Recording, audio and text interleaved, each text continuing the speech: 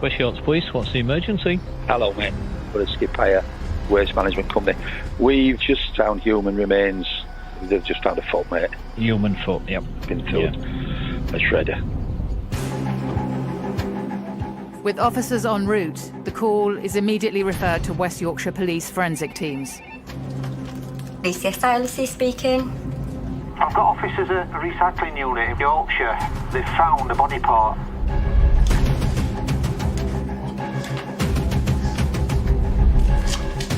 Crime scene manager Alicia is one of 2 CSIs on duty. Whiskey Romeo 95. Alicia and a police rapid response team are immediately dispatched. All right, thank you.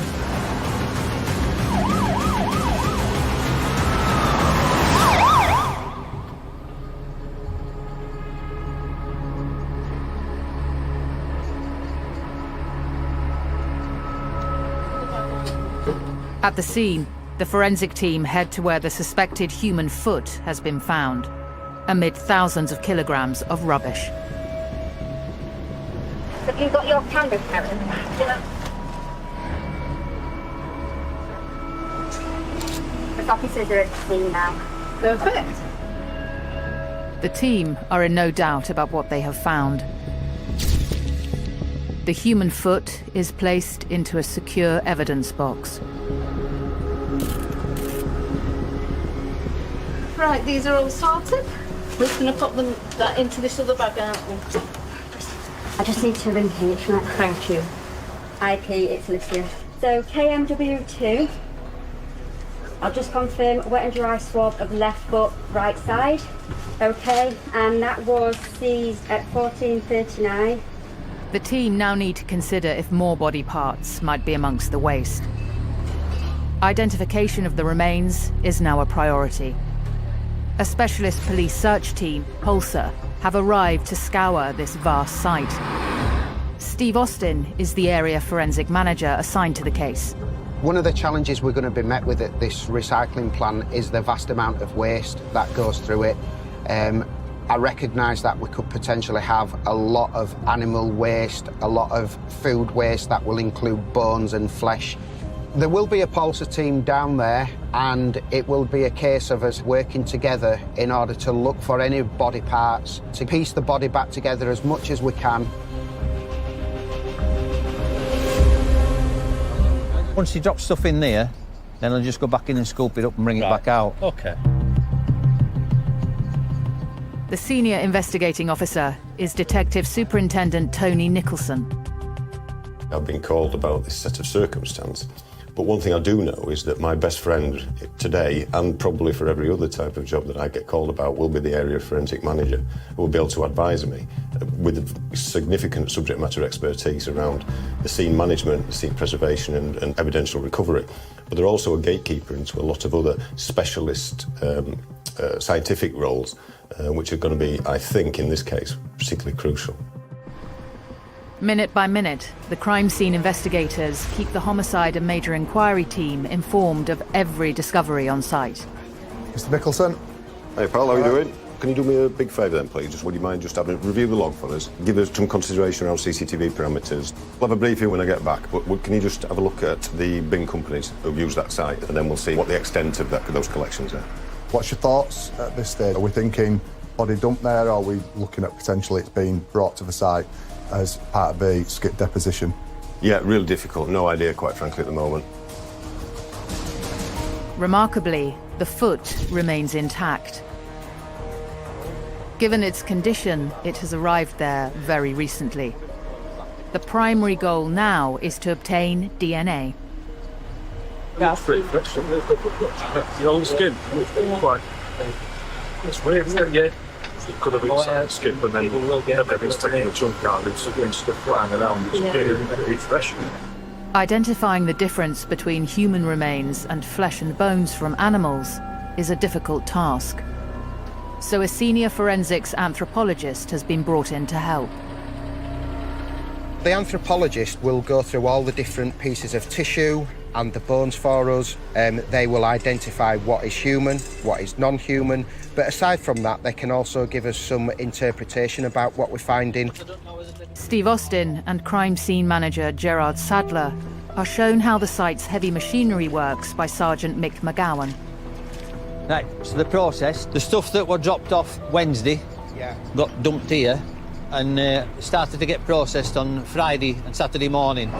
So the process is that big grabber picks the stuff up, drops it into this hopper. The hopper does a lot of shaking about and mangling stuff up, and then it drops down onto the conveyor belt, which then goes up, across, and up here. While the conveyor belt's been going, that's when they've come across the foot coming across the belt. So they've stopped all the production everywhere, thinking that, well, somewhere along this process, or in that pile over there, is the rest of the body, potentially. In terms of time, what do you think again? At least 3 days. Right. Yeah, I'm going to say. Any bits that we find, we can, like say, we'll put to one side. When anthropologist does turn up, we can assess it and be like, yeah, that's a body part, or no, it's not. Good stuff. Obviously, it'll be obvious to us what a body part is, but there's just little bones in it. If we start finding things like that.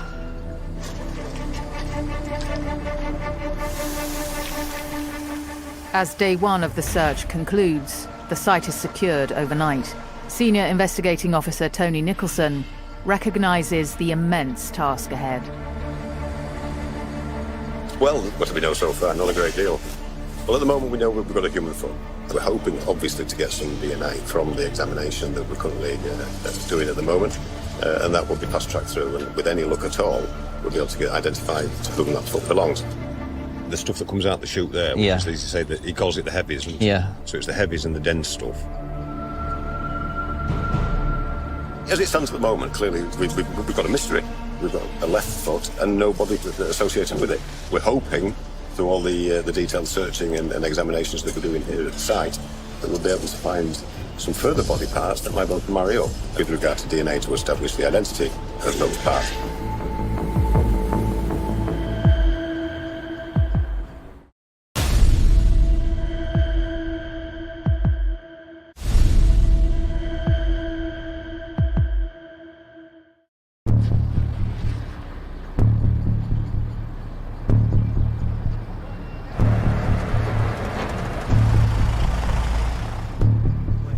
A specialist police search team are being briefed at a recycling plant where a human foot has been discovered. You know, everybody gets a chance of doing a bit. Whilst the staff were doing the recycling at the plant yesterday morning, they came across a human foot. I came yesterday afternoon with the SIO and CSI, and everybody agreed it's a foot from a human being. But there's potentially the rest of the body here. So basically, we're going to search specific areas, searching for the rest of the human remains. It's a shit job, but we know why we're here, we know what we've got to do, and how we're going to do it. So a search on a site like this is so extensive that we have to make sure it's meticulous, and we have to make sure that we recover every piece of bone, fragment and tissue which could be related to our remains. Therefore, we've started from the larger sizes of waste, and we'll go down to the smaller sizes where we will ensure that a fingertip search is carried out so we obtain every single piece that may remain here. This is area A1, A2. So concentrate on A1 until we got sufficiently far back. Any clothing that comes out, adult clothing, male and female, needs to be put on a ground sheet that we're going to be putting down here. All right? Any bones, fleshy bits, it's on another sheet, and CSI will sort that out straight away. Ultimately, what we'd end up doing at mortuary is looking at a reconstruction, wouldn't we, of the body. So I think I'm happy for it all to go in one, yeah. And what you could almost look at doing is you could literally just have it as a body bag, with all the parts going into the body bag. And each day, and I'm just putting this out there, we could have it like each day we've got as body bag. Any parts we find each particular day goes in there, zips up, and that goes to mortuary. And each day we do that. With the search system set up, The hunt for any remaining body parts begins, as does the full investigation. Focusing first on workers at the plant. We spoke to all the staff at the recycling place, all the employees there, all the management, and we were as satisfied as we could be, having spoken to each and every one of them, that they had no involvement whatsoever in the body parts that had been found.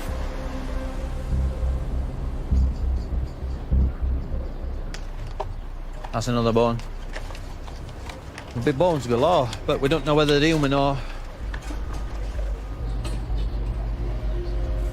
The team places numbered cones where human remains are found. CSIs will then photograph the area.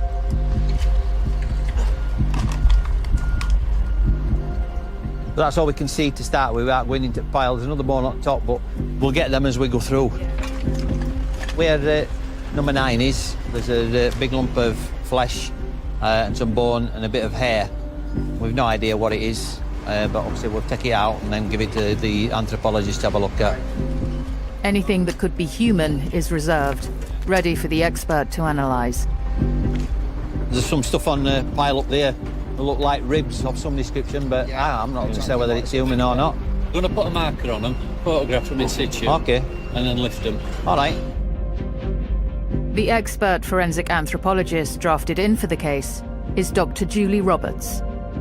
The police forensics team have been to the site and they've confirmed that it's a human foot, but they now require a specialist to come and assist with the search to see if there are any more body parts at the site. A forensic anthropologist is someone who specialises in human skeletal biology and anatomy. So we have an in-depth knowledge, and we use that to estimate things like age at death, biological sex, the living height of an individual, how robust, what their body build was like, and we can also look at individual identifying features that might make that person more recognisable. We've got some bits already. Yeah.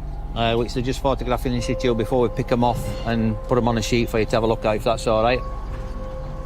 A forensic anthropologist for 25 years, Dr. Roberts is based at Liverpool John Moores University. The foot had already been taken to the mortuary, so I was shown a photograph of what had been found. And actually, it proved to be a bit more than a foot, so it was part of the ankle and part of the lower leg, so probably about up to here. You couldn't see the bone. It was fully fleshed, and it had intact skin over the surface as well. But the size of the foot and the ankle indicated that it was adult size. Forensic teams are used to adapting to different potential crime scenes. But Dr. Roberts and the team's expertise is being tested by the site and its unique challenges. I was quite shocked by the size of it, actually. It took up the full length of a road. It was very, very dirty, piles and piles of waste material everywhere. The smell was quite distinctive, just because of all the rotting vegetation, meat and waste. A lot of animal carcasses there as well. It really was quite bad. After hours of searching, finally, a new discovery. Gerard, you've got some human maxilla there. Anthropologists just going through some of the bones that we've identified, and we've got some teeth and palate mixed up with a load of animal bones. You're quite happy that they're human? Yeah. So you've got some teeth. Oh, blimey. I don't know if you want to fast track that. Yeah, happy that they're human.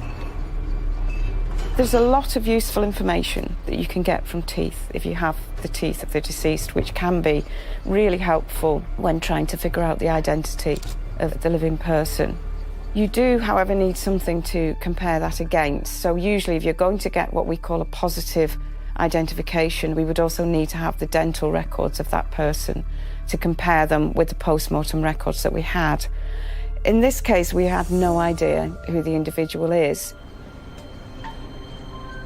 As the search continues, the team need to consider if this is one human body or multiple remains.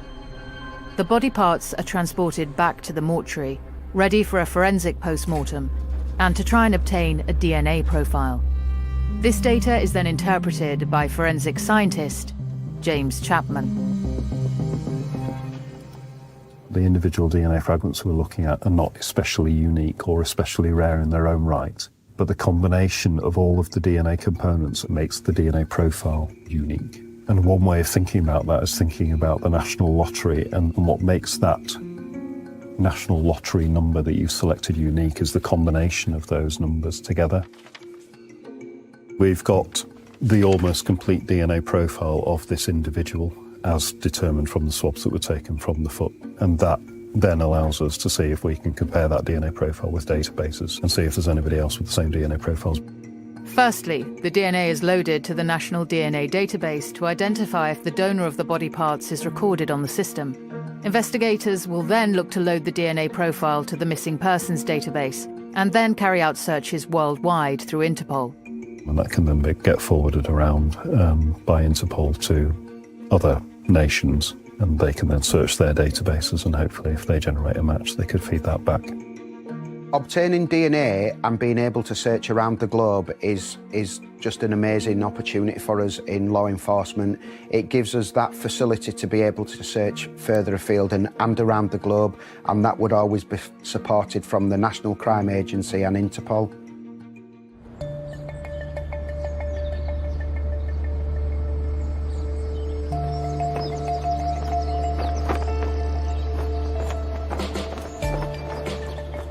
At Interpol's headquarters, they connect police forces worldwide to locate missing persons.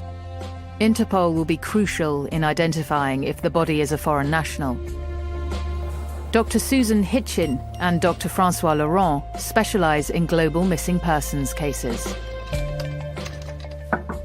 Morning. Morning. So Interpol's primary responsibility is to facilitate the exchange of police data amongst our 196 member countries. For missing persons, we can assist police in the different countries by providing that secure network so that we can help to locate and find missing persons and hopefully reunite them with their families.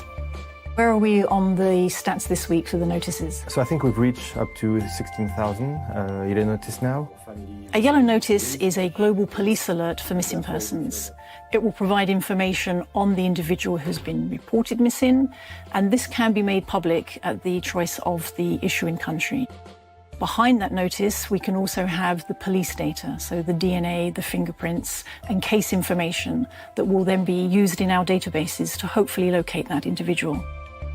What have you seen come through with biometrics, in particular the DNA on the black and yellow since yesterday?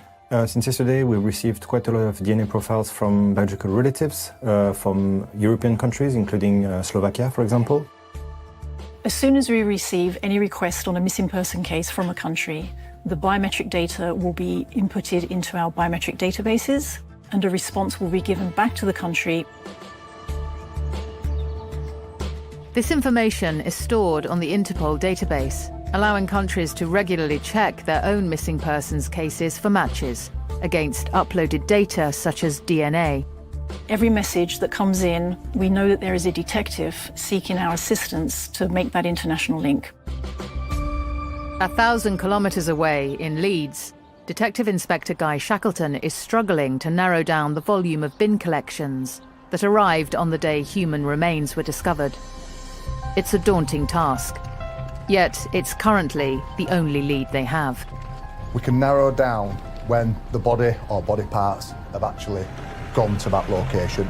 So it's between 24th of October and 31st of October that we've narrowed down. Where it becomes a little bit difficult for yourself is we've got 95 skip deposits at that location. Between those dates? Between those dates, and we've got 172 vehicle deposits. Right. So that gives you an idea. That's quite a lot. Yeah. Now, it gets a little bit worse because what we then look further at is where are those pickups from? And what I can tell you on that is we are looking at West, South and North Yorkshire, and potentially a little bit wider than that because of effectively subcontracting as well. How many premises are we talking from? In a nutshell, we're talking thousands. We're not talking hundreds, we're talking thousands. Really? And I think if we're looking at being realistic and proportionate as to what we're trying to narrow down, I just think that's not achievable, really. I think we can fairly safely say that this is going to be quite an extensive and complex investigation. At the site, the team questions if there is more than one body, and if so, how they ended up here. They ramp up their efforts to uncover any additional human remains.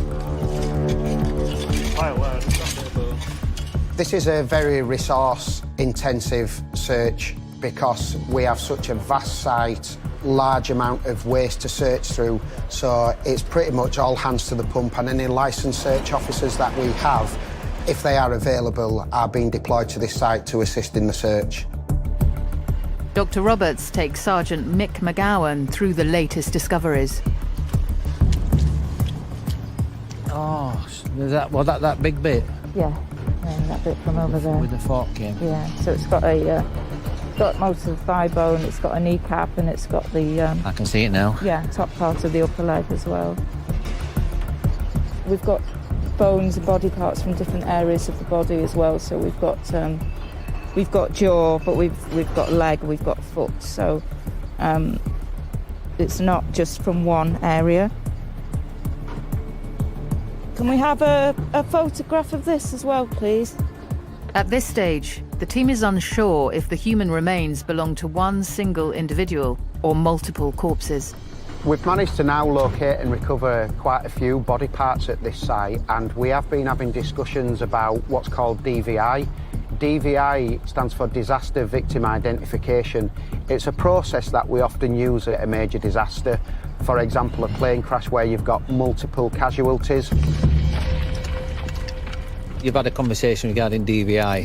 Yeah, I have, mate. We're asking about keeping an open mind to whether we've got more than one deceased person here. And I said, well, if we start finding parts that would suggest that, then we will start looking at different processes.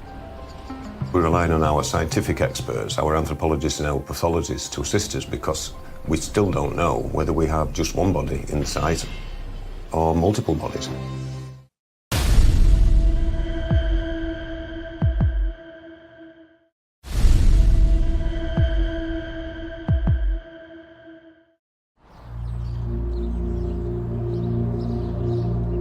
In West Yorkshire, human remains found 2 days ago in a recycling plant have left investigators wondering if they're dealing with just one body or possibly more. So at this moment in time, we're going to stick with the process we've got with Pulsar doing a fingertip search and CSI team supporting that search.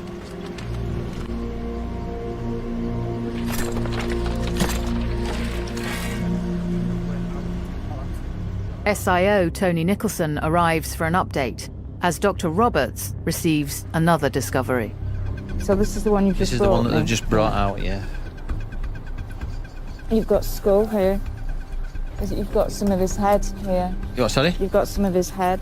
Wow. Head? That's the base of his skull.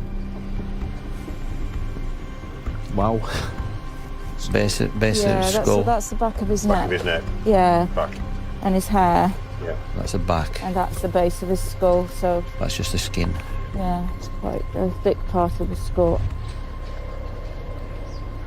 We discovered some fragments of skull which were attached to some soft tissue. So just to show you on the diagram, this is looking at the base of the skull underneath here. We've got one small fragment at the back and one at the side there. And on this model, you can see it's just here around the edge of the foramen magnum, which is the hole through which the spinal column exits the brain. They were embedded in decomposed, disrupted soft tissue, which included the neck, and it also included the bottom part of the scalp. So we actually had some of the hair and the hairline at the back, so we could see the colour of the hair and the length of the hair. There were also some vertebrae embedded in that soft tissue as well.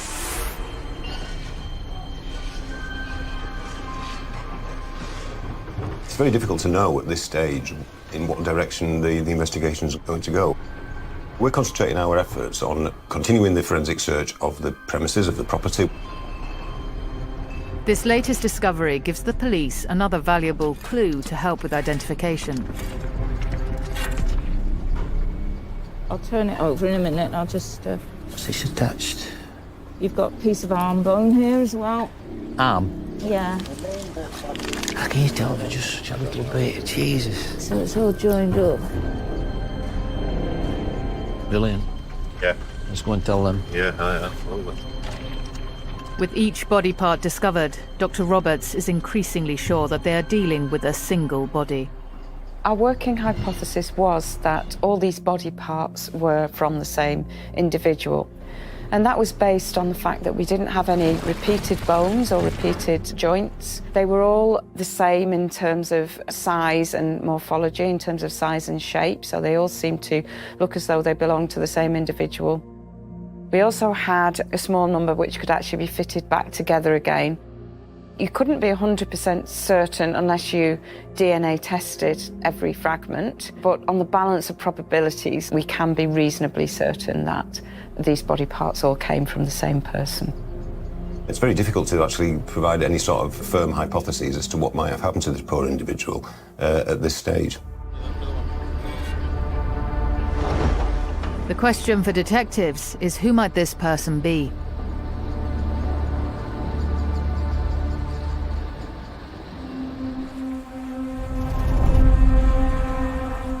Across Europe, Interpol is contacting police forces to try and obtain a DNA match with the body part found in Yorkshire.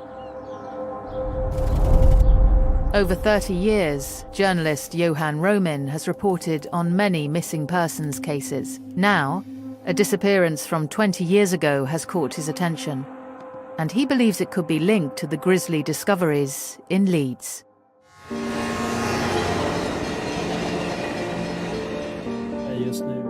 Mikael Ivarsson was an ordinary Swedish guy, 29-year-old. He lived here in Varberg in western Sweden. He was an ordinary guy. He had just bought a house. He worked as a machinist on a ferry. And he came from a loving family with a father and mother, 2 brothers and a sister. And also he had a 4-year-old daughter with an ex-partner and also an unborn child with a new girlfriend. Mikael Ivarsson was a guy who really loved motorcycles and traveling. He had been traveling all around the world. At one point he went with a motorcycle from Cape Town in South Africa all the way up here to Sweden. That's a long trip to do. And it says a lot about his kind of character, I think. And in 2004, he called his ex-girlfriend and told her, "You must go and pick up our daughter immediately." And the ex-girlfriend thought it was quite strange. And then he vanished without a trace. For the past 2 decades, Mikael's body has not been found. No one knows if he travelled overseas.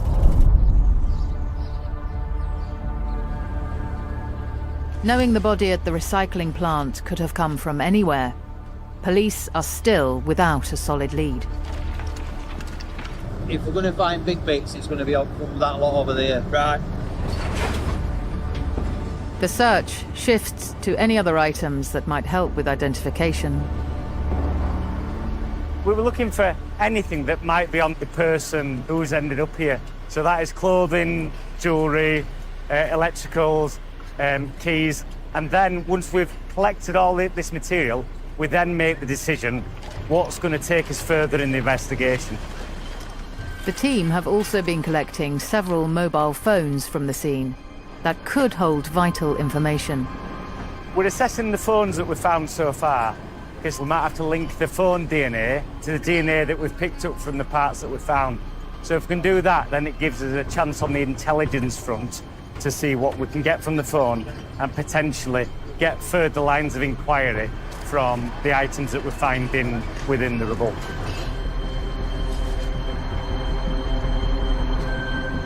Because we seize and secure those items, it allows us to periodically, as this investigation progresses, to review those items to see if we've got anything that's relevant.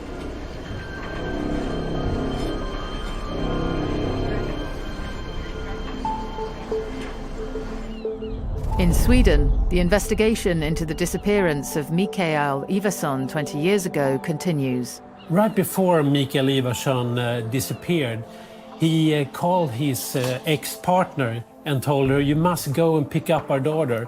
He had a 4-year-old daughter, and when the mother came to pick her daughter up, the child was doing something with a piece of jewelry, and she asked, what is that? "I got this from my daddy," the daughter said, and it was a piece of jewelry shaped as an anchor. It's quite strange because he was working on a ship as a machinist. I mean, it's connection to the anchor, but also this is the symbol of hope. The strange thing was that he also gave that kind of piece of jewelry to his unborn child. So did Mikael Ivarsson intend to disappear? Another journalist, Per Lindqvist, asked these questions directly to Mikael Ivarsson's family. They were really worried about what happened to Michael. The family talked about if it was any crime or like that, but they thought that Michael had no enemies. After the disappearance, it was discovered that Mikael Ivarsson's car had been parked here in central Varberg. When I talked to the sister, she said the sister Linda and Michael was really close and they talk about anything. And she said that no way, he never going to leave his daughter or children. The ex-partner of Mikael Ivarsson became very worried. So she called the mother of Mikael Ivarsson, and later on they went to the house to look for him and to go through his things, and they saw that all his clothes were still in the house, and his passport was also there. So if he had left voluntarily and left Sweden, why would he leave his passport in the house? It's quite strange. There was one lead that Swedish police tracked. A couple of days later, they found a signal from his mobile phone in the south of Norway. The family thought at that time he worked as an engineer in a big ferry. Maybe he took the ferry to Norway, but they didn't know. And that's the last sign from Michael. In Yorkshire, the search of the site continues. So that's the knee there. That's the shin bone. And then the top bit's the... you've got quite a good length of it. And with this, you've got... that's the back and the base of his skull. And that's the top vertebra there, where the skull meets the head. And then there, you've got at least 3 or 4 bones from his neck. Yeah. And then you've got some of his arm bone there. Saying he? I am saying he. There's a lot of body hair if it's a female, but you never know. There's nothing definitively male yet, but they'll get that with the DNA. Even if they don't get an identity, they'll still find out whether he's male or female from the DNA. DNA expert James Chapman is trying to determine the sex of the body. So this very first area here, it's got 2 peaks with an X and a Y denoted against them. That's basically telling me that's a male DNA profile because it's got an X chromosome and a Y chromosome. Knowing definitively that this person is male is a massive step forward. But there's also a major step back. Domestically, we've searched it on the National DNA Database, got no matches. This means the unidentified male has no criminal record in the UK and does not appear on the missing persons database. All hopes lie in a lead from the international search. Interpol, from their HQ in Lyon, liaises with police forces in nearly 200 countries. In the UK, someone is reported missing every 90 seconds. And it's estimated that a quarter of missing person cases will have a transnational dimension. And this will require the exchange of police data across countries' boundaries. So we're almost reaching 10,000 yellow notices, which are on the public Interpol website. We see a large increase in the request of countries to submit this data to other countries through Interpol. In our experience, we don't actually see a type of person that goes missing.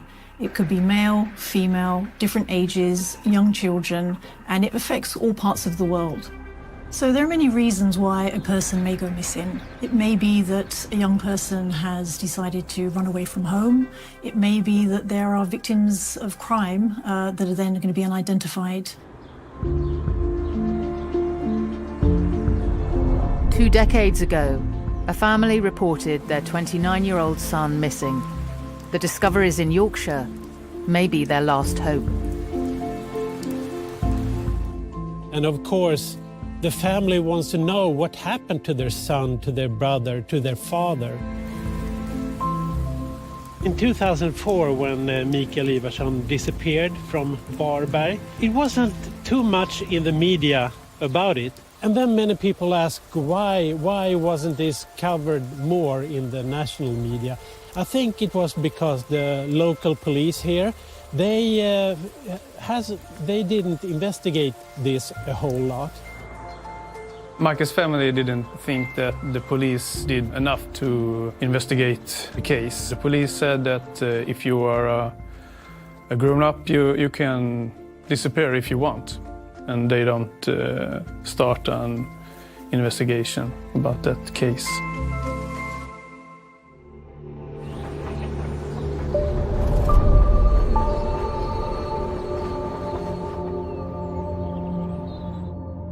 As it stands at the moment, we've got a timescale where potentially our body has been deposited. We've got the foot, and then we've got another few pieces of body parts that we've recovered.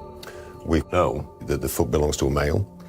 We've got DNA extracted from that, but there's nothing that's going to assist us on the national databases, either the national DNA database or indeed the MISPA database as it stands at the moment. We've also got a whole host, a multitude of different potential pickup sites, and that includes both industrial and indeed household. They feed back into this main site.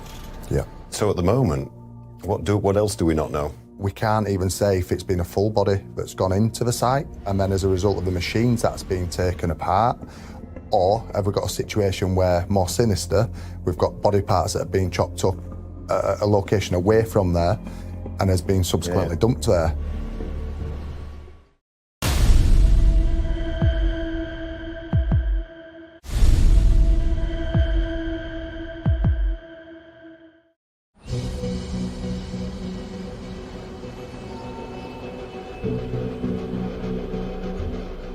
After human remains were discovered at a recycling plant in West Yorkshire, police and forensics have been tirelessly searching for all the body parts. With time ticking away, the search team are feeling the pressure to deliver results.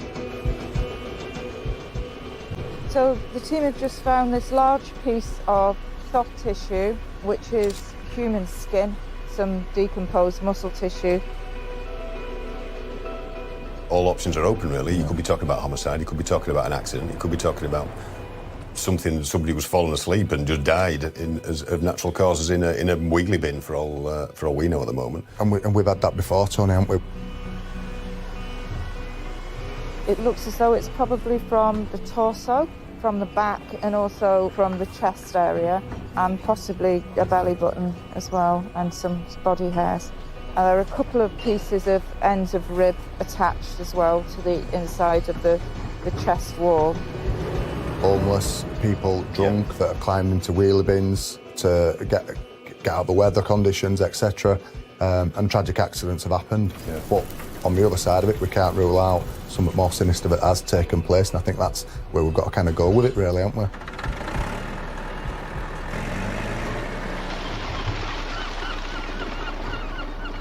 At the site, police search advisor Mick is exploring a new lead. Could the body have been dismembered in the truck that brought it to the site? So the process that they do is the rear of the wagon lifts up, which is the mechanical bit. Once it's opened that up, then they're able to lift the wagon up and push all the rubbish out, which you'll see now. So this bit picks all the rubbish up, tips it in, and then there's a compressor that pushes it down inside against that blade, and that blade then goes towards the front of the cab, which is basically squashing it all together. Once it arrives in the bin wagon, it'll be very difficult, unless somebody physically sees it, that will not be discovered. As day 3 of the search comes to an end, less than a third of the body has been recovered. I'm still hopeful in what we've got left to search, that we will continue to find items. Because of the process of the plant and the machinery that they're using to recycle, there could be quite a bit that's already left the site prior to us getting here. But I'm still confident, and I'll always remain confident until I finish the search. Unexpectedly, the police then uncover a new lead. A missing local man suddenly becomes the focus. In the lab, forensics examine his belongings, including a toothbrush, for DNA. So our research has now identified a potential missing person who we believe could be the unidentified human remains. So what we'll now do is we will send that toothbrush in for DNA testing. DNA can retain on items for a set amount of time, but factors regarding environment, how it's stored, where it's been, will have an influence as to whether we would actually get a DNA profile from it. Could the DNA being taken from this toothbrush hold the key to identification? I can't rule them in or out in relation to it being our body parts. I think it's one of those that we've just got to keep an open mind, and we've got to make sure that we cover all avenues.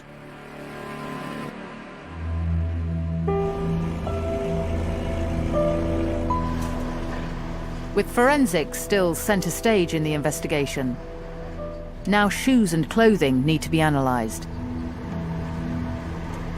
So far, all the flesh and tissue we're finding hasn't got any clothing attached, has it? No. We haven't been able to find any remnants of clothing on any of the body parts. It's hard to say whether the body was clothed or not because of the disruption that's been caused during the process at the recycling plant. So what I've been doing is doing a little composite diagram. So the bones that are coloured in, that's what we've recovered.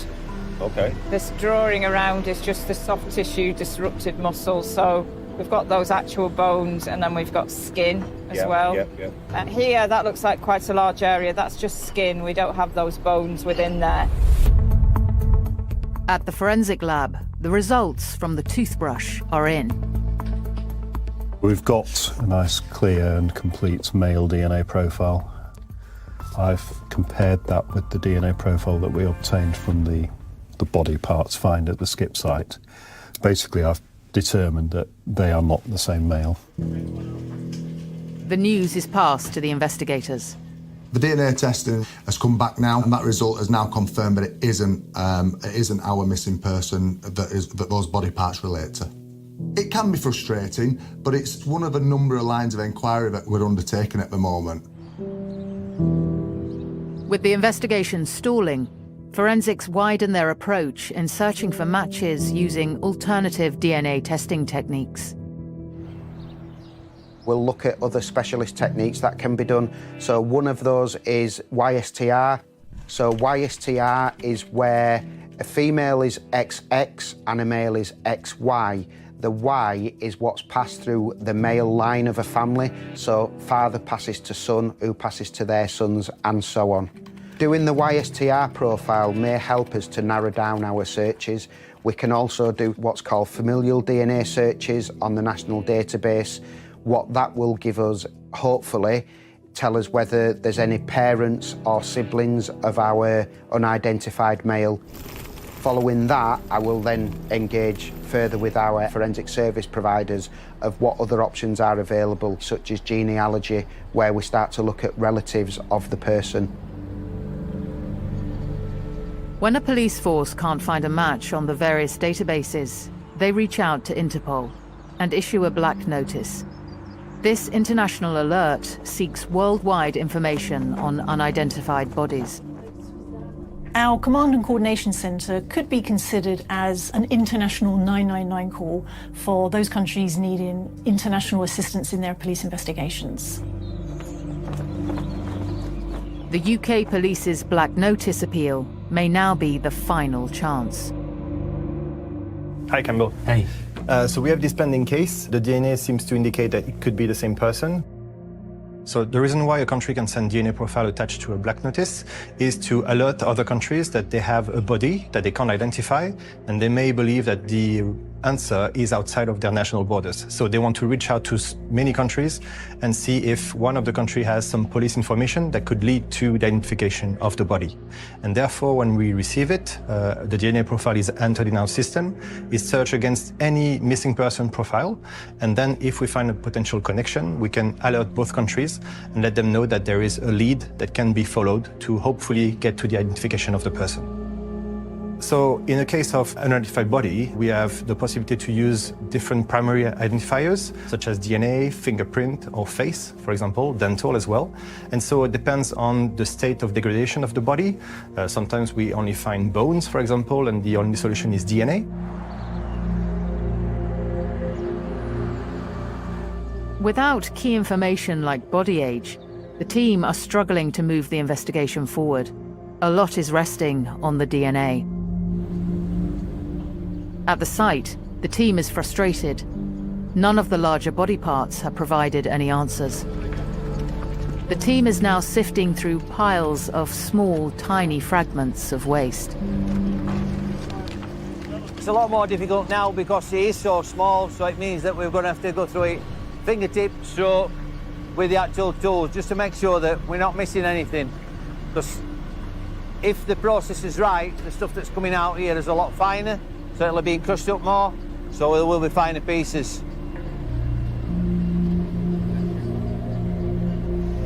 As a collarbone. Right. So that is human.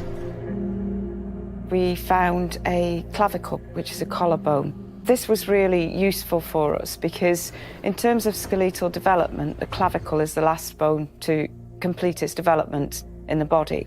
So what we're looking at, particularly on the clavicle, you can see on this model, is this end here. That fuses quite late. So it can be any time between about 22 years and right up to 29 or 30, depending on the individual.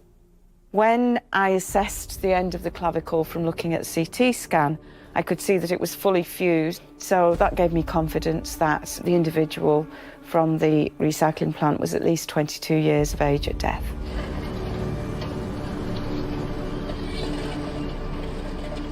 Yet, even after 5 days of intensive searching, the lack of progress on identity leaves detectives with huge challenges.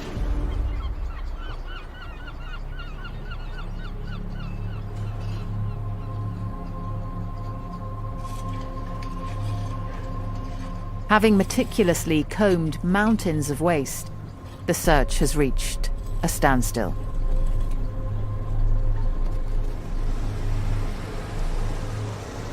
We have recovered all the human remains from the site, but that still only adds up to approximately 1/3.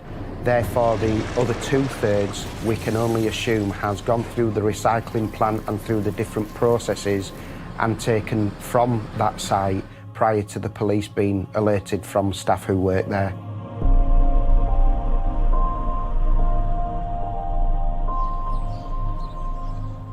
We were able to identify some marks on some of the bone which looked like claw marks from the machine that had caused the damage, indicating that the bones had actually been through the heavy machinery at the plant. However, we don't know how big that body part was originally when it went in.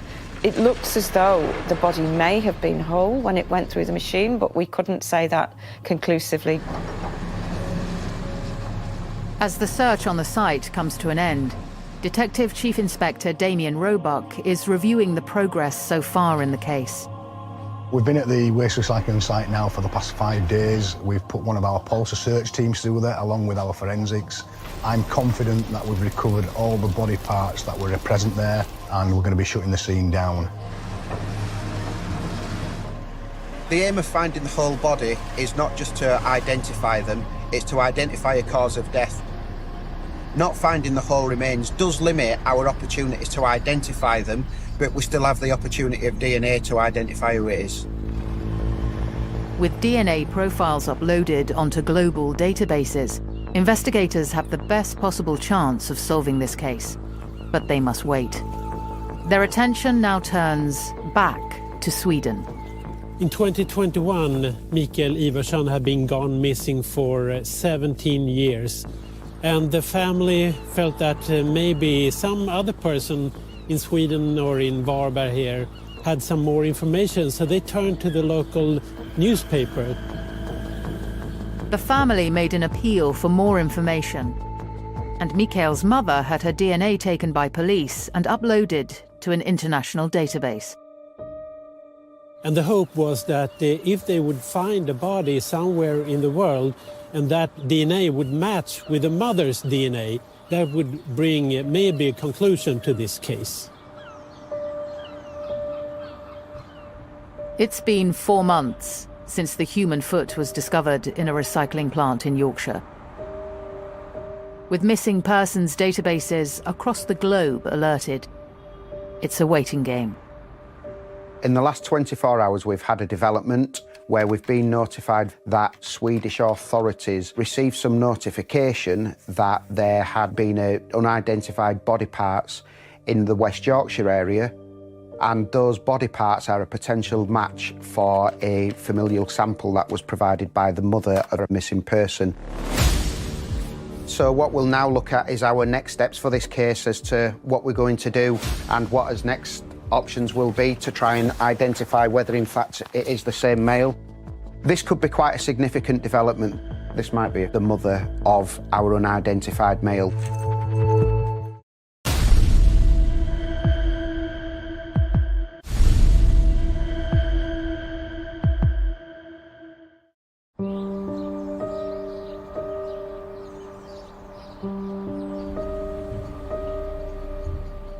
Four months after a human foot was found in a Yorkshire recycling plant, the identity remains unknown. Now, Swedish authorities have informed West Yorkshire Police that the remains might be linked to Mikael Ivarsson, missing in Sweden for 20 years. The next step is to obtain DNA samples from Ivarsson's family to complete his profile.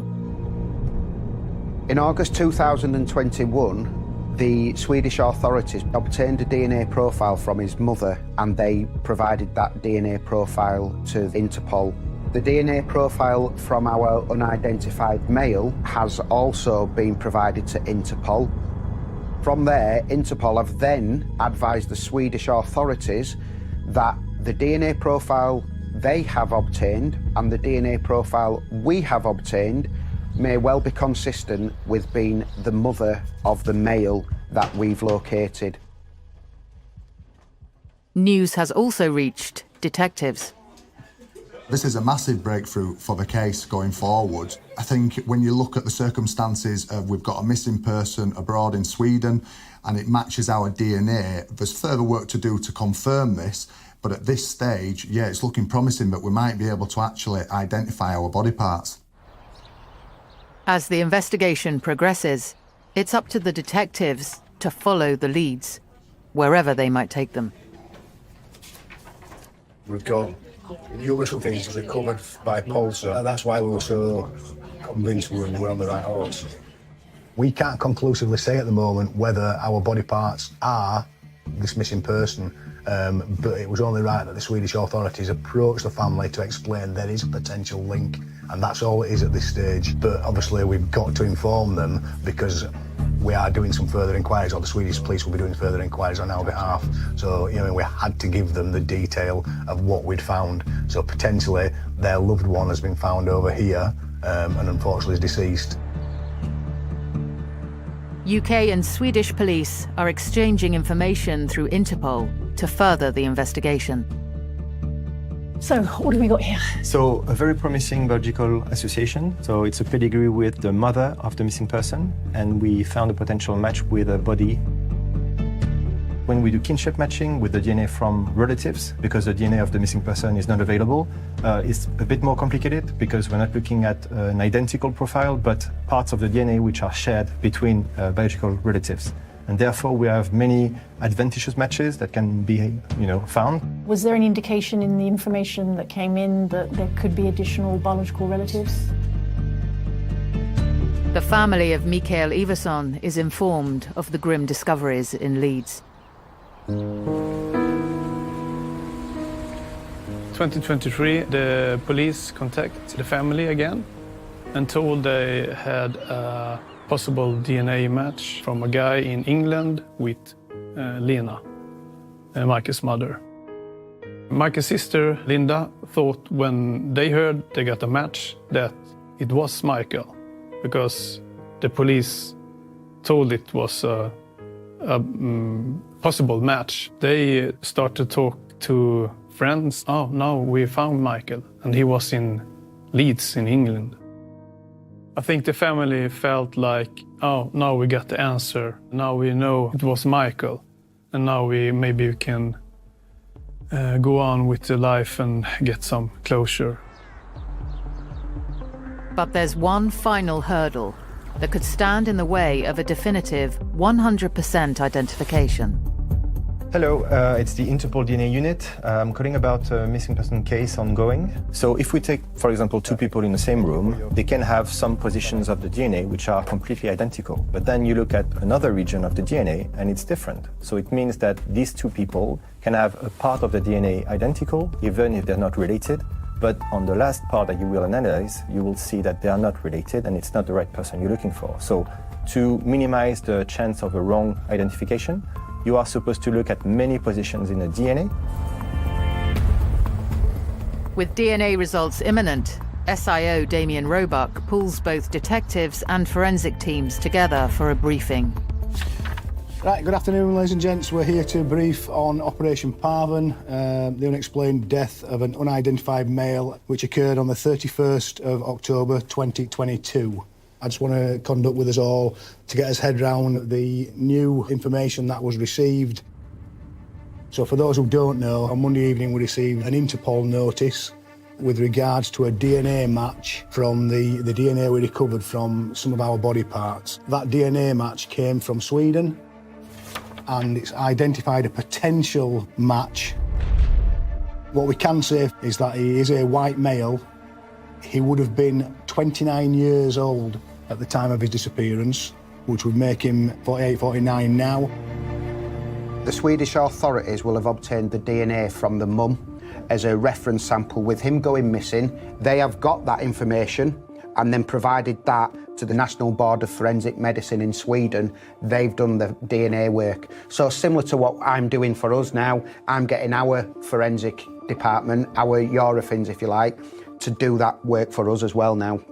So it's not as if we've got his profile then. No, they haven't got his. In some cases we obtain the profile, don't we, through this technique. Yeah. It's not as if it's matched to him, so the match actually is to mum. It's to mum, yeah. DNA expert James Chapman adds to the police's theory that the remains could be those of Mikael Iverson. We've compared her DNA profile to the DNA profile that we've obtained from our dead person, and we can see that they share DNA components at all of the areas that we can compare, so that we cannot exclude her as being the mother of our deceased individual. But there are some additional areas of DNA that we can test, and that's what we're currently doing at the moment. Should we actually identify that this is our man, then I think we're going to have to look at some sort of press release with photographs as best we can get them. Okay, they're going to be from 2004, but putting them out into the press to say, right, who knows this man and what do they know him as? And that's where we'll build the intelligence picture to find out where he was living within the UK, all being well. The next steps are actually confirming it's him, of course. The investigation reaches a critical moment. Could the body discovered at the recycling plant be that of Mikael Iverson? And could he have been murdered?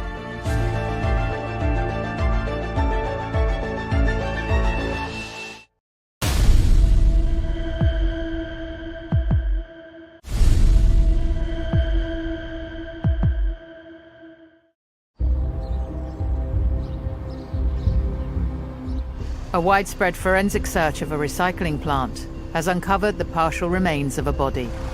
DNA testing has confirmed that the body is male and likely to be over the age of 22. DNA taken from a foot has revealed a potential match with the mother of a missing man in Sweden, Mikael Iversson. He was last seen 20 years ago. If this is a potential of a match, that's our starter for 10. We'll have a name, we'll have a person who we know has been living in England at some point. Under what name, we're not sure. We've run the name of the missing person from Sweden through our computer systems. He doesn't feature, but that's not to mean he wasn't living here under an assumed name. Investigators continue to widen their search for any useful new leads in the case. We're also looking at a new process called forensic investigative genetic genealogy. But what the FIG actually looks at is the direct-to-consumer DNA databases. Ancestry.com, 23andMe, they're worldwide. People like me and you, everyday members of the public, take a swab and they send their swabs off to be loaded in. That then looks worldwide to see which ancestry line do they come from. And it's just a wider database, an international database, that we can get more information from.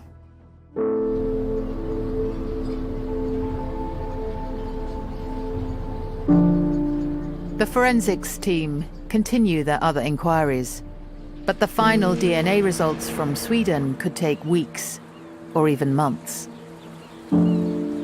This is the first time I've come across it. Of course, it is, we can't conclusively say at the moment whether our body parts are this missing person. The Swedish police will be doing further inquiries on our behalf. So potentially their loved one has been found over here and unfortunately is deceased, but we can't progress that further without actually informing them and actually taking the samples from the family to rule him in or out, either way.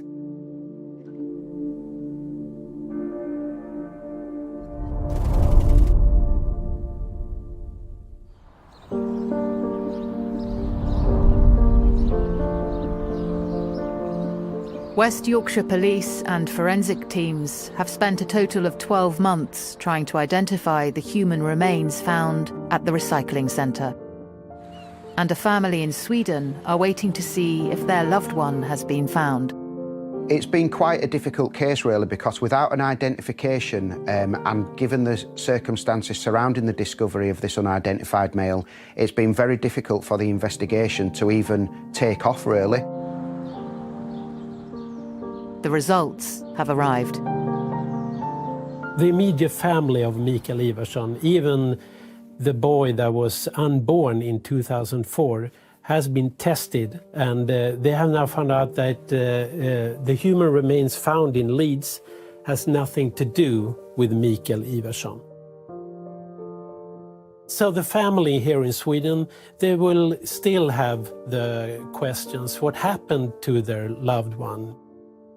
The final news is a blow to both the police team and to Mikael's family. The family was called by the police and had a meeting with the police and from one person from the National Board of Forensic. And they told it wasn't Michael. And then the family, they broke down. You can imagine if you thought it was Michael and then you get a new message that, no, it's not Michael. While the DNA initially had a high probability match with Mikael's mother, the differences in the DNA on the male side ruled out the possibility of the remains being Mikael. Michael's sister Linda told me that if you don't have a body, it's very hard to say a person is dead. And Michael's mother Lena told me that they think about Michael all the time and hope that one day he will return to his family. It must be an awful feeling not knowing what happened to him. The family must keep on living with this uncertainty, what happened to Mikael Iversson, with all the desperation, with all the despair. At the moment, it is professionally frustrating that we can't actually get the answers that we strive to get. So I will now look into wider options that are available, so going out into ancestry and genealogy, DNA opportunities, which are not routinely used or being tried and tested so much in the UK, but we never stop. The case will remain open. It doesn't stop now. We will continue to strive for answers, and for any future technology that becomes available to us, we will look to explore it for this case. We've had bodies recovered which we've very quickly identified have been the result of a homicide. This is the first one that I've had where we've had it in a recycling plant, an unusual area where you wouldn't necessarily find a body, and had to start from scratch.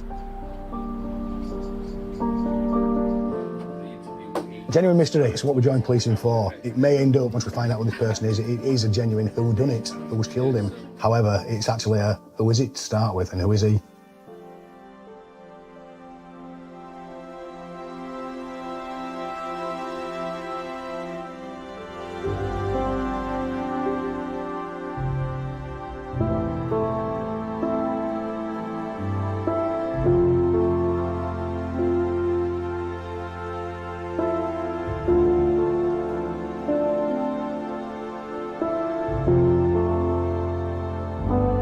Next week, the audacious plot to defraud for millions that ended in brutal murder, the body in the bin Thursday at 9.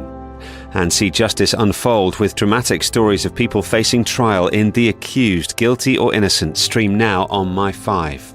Next tonight, 999, Police Hour of Duty. Stay with us.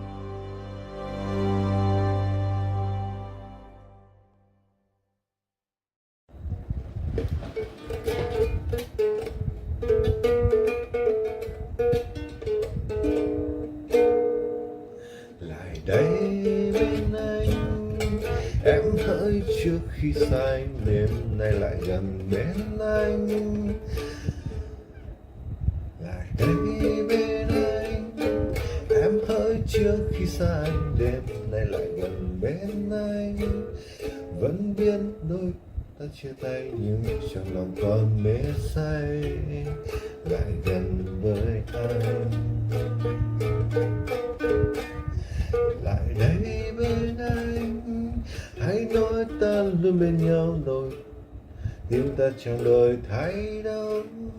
Hãy nói em không ra đi cho anh đừng buồn chia ly, lại gần với anh. Em ơi nhớ nhé, hãy cố quên đi thương đau và cười lên xin nhớ nhé. Hãy cố khơi lên trong ta bao nhiêu kỷ niệm đam mê, những lúc đôi ta còn trong tay đâu say sưa. Em ơi nhớ nhé, hãy cố khơi lên trong ta từng ngày qua bao đắm đuối. Hãy cứ như ta đang yêu, như duyên tình còn yên vui. Hãy tới hôn anh lần cuối, đêm nay rồi thôi.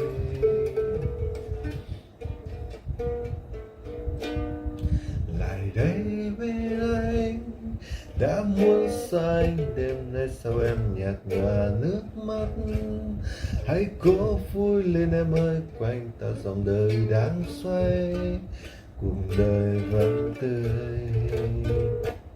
Lại đây bên anh, chớ nói ta nghe thêm bao nhiêu lời nồng quyến luyến. Sẽ thấy không lâu em ơi, đôi ta đành phải quên nhau, rồi lòng đớn đau. Em ơi nhớ nhé, hãy cố quên đi thương đau và cười lên xin nhớ nhé. Hãy cố khơi lên trong ta bao nhiêu kỷ niệm đam mê, những lúc đôi ta còn trong tay đâu say sưa.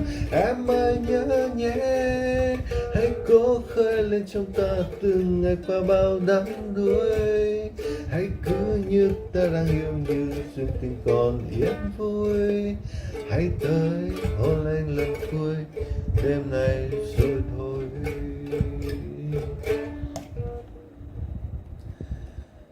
Lại đây với anh, em hỡi trước khi xa anh, đêm nay lại gần bên anh. Vẫn biết đôi ta chia tay, nhưng trong lòng còn mê say lại gần với anh. Em ơi nhớ nhé, lại đây bên anh.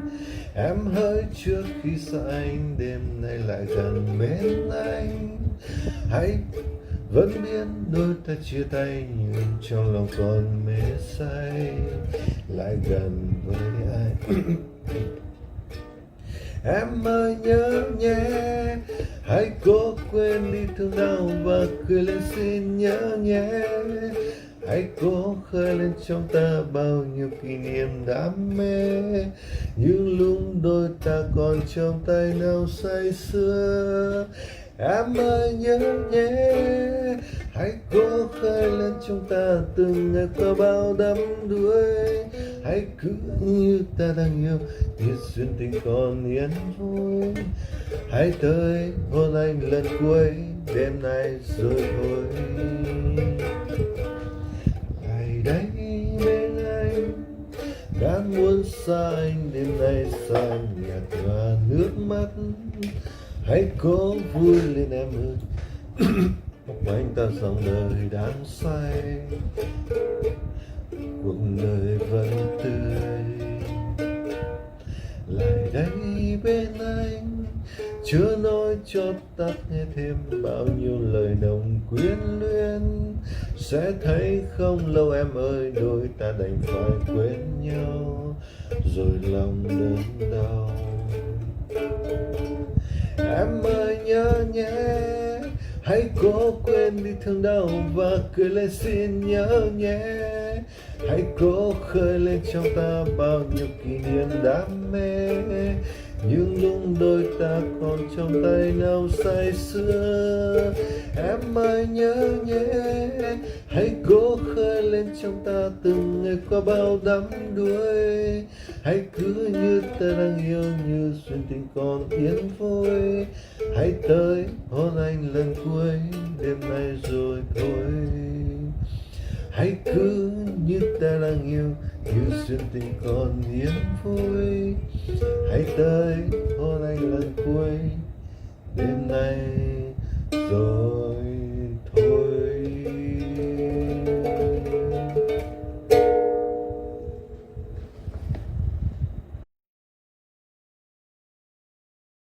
This program is rated 14 plus and contains scenes of violence and mature subject matter. Viewer discretion is advised.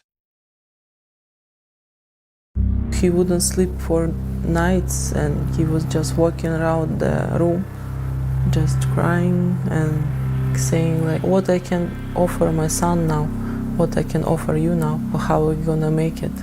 This is the back entrance that they walked in, and that's when I first heard the first shot. As I was standing here, I heard, I swear to my mother's grave, I will pay you back. Please calm down, put that down.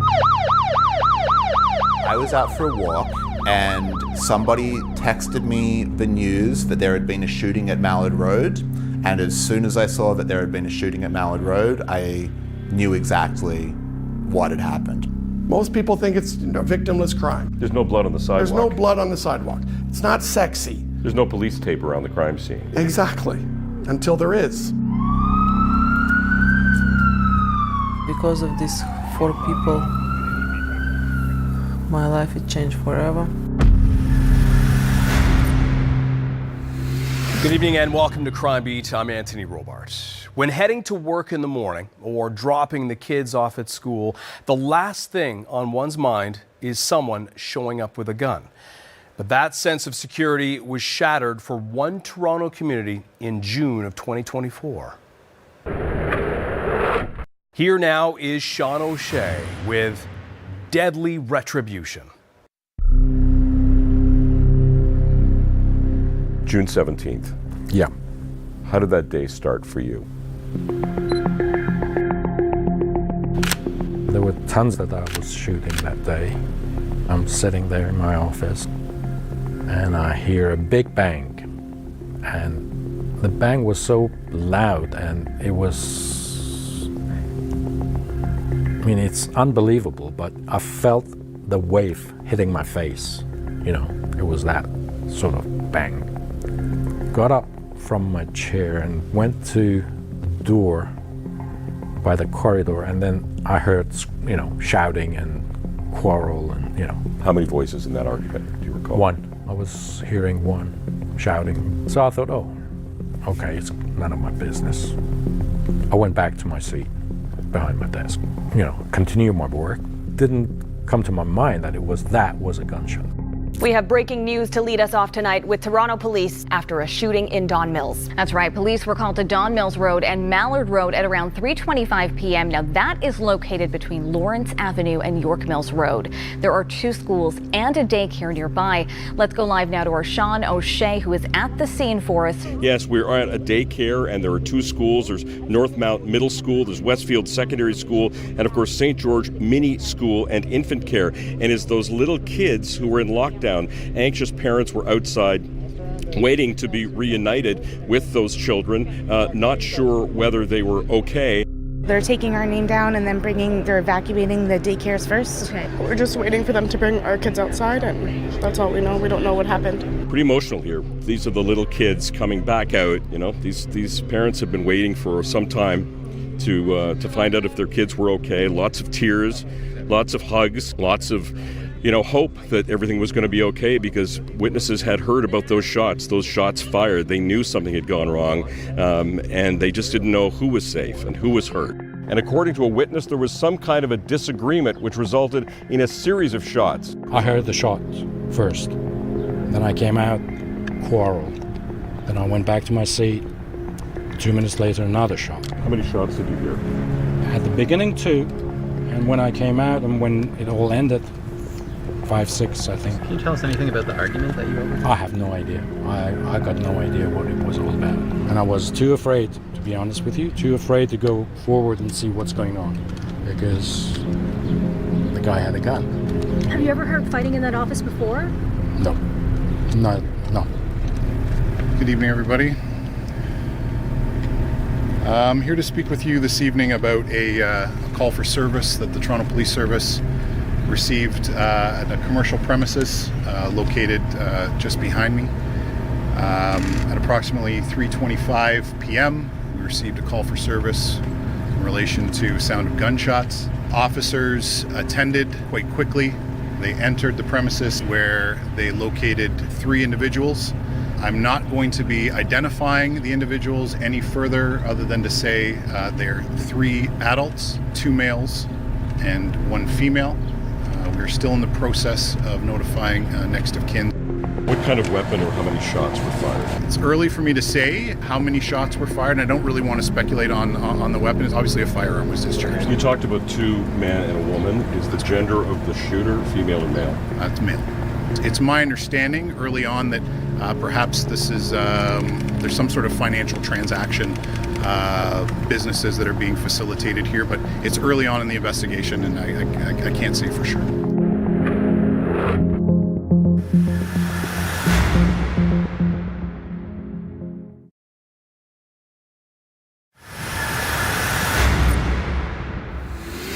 Welcome back to Crime Beat. On June 17th, 2024, Sharak Biniaz was working in his photography studio down the hall from his friend Arash Misagi and Misagi's employee Samira Yousefi, when suddenly Biniaz says he heard an argument and then gunshots.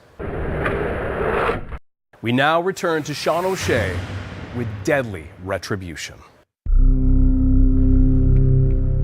It's a significant space. It's a very big space.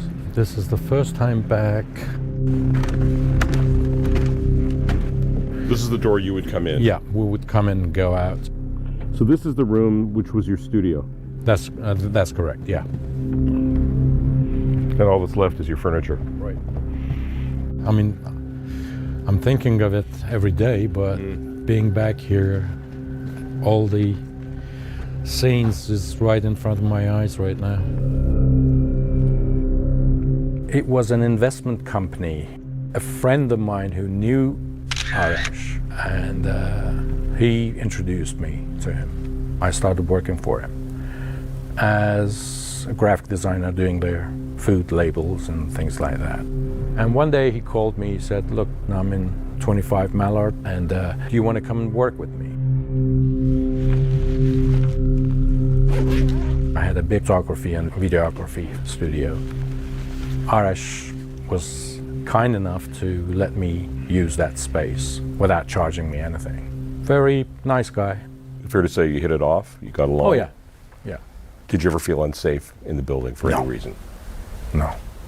He wasn't the only person in that office that you knew? No, it was him and Samira. I didn't talk to her much, but whenever we did, it was pleasant, yeah. She was just a mortgage broker. Did you get a sense that there were angry people on the other end of the phone? No, just normal. It was strange that the doors were always closed. Was that a bit unusual? It was, yeah. It was, but again, I didn't think much of it.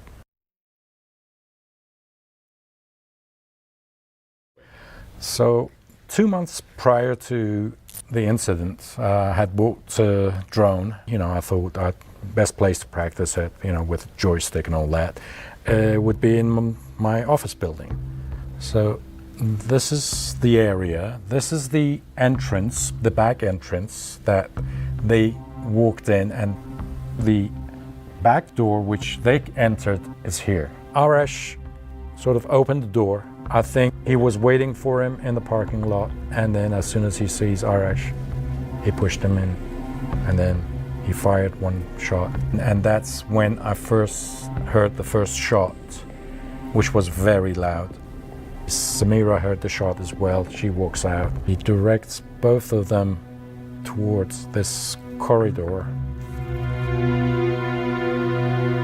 Through this corridor towards the reception, the main entrance of the company.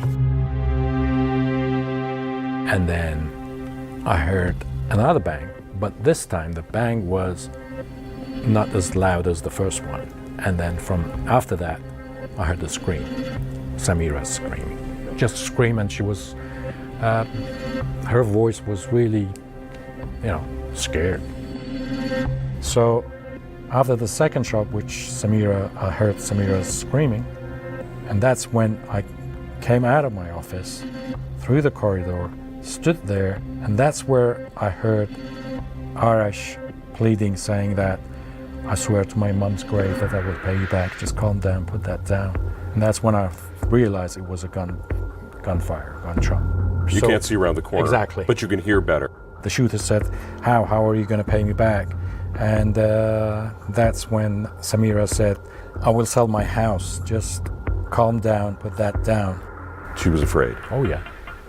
So was Arash. Arash's voice was really afraid. That was the last things I heard, and I slowly just walked out of the back door. And I was about here when I called 911. So I called 911, and she said, okay sir, just stay calm, and someone will be there shortly. I saw a police officer coming from Don Mills to Mallard, and then I just walked and started waving at him. Then I started walking him through the back door there, and he walked in, and he didn't even pull out his gun, you know. And I said, he's armed, you need backup. I heard shooting. He said, backup is coming, don't worry. And then 2 other police cars, or 3, came. And I was here when the officers walked out of the car. I walked towards the officer and handed them my key, and I said, there's been a shooting, and there's an officer inside. That's when the shooting started. And when the shots came, I was standing there, and that's where, when I heard the first officer shouting, it's police, come out, it's police, come out. But there was no word, and then he came and opened this door, and the other police officers walked in, and I said, how are my friends, how are my friends?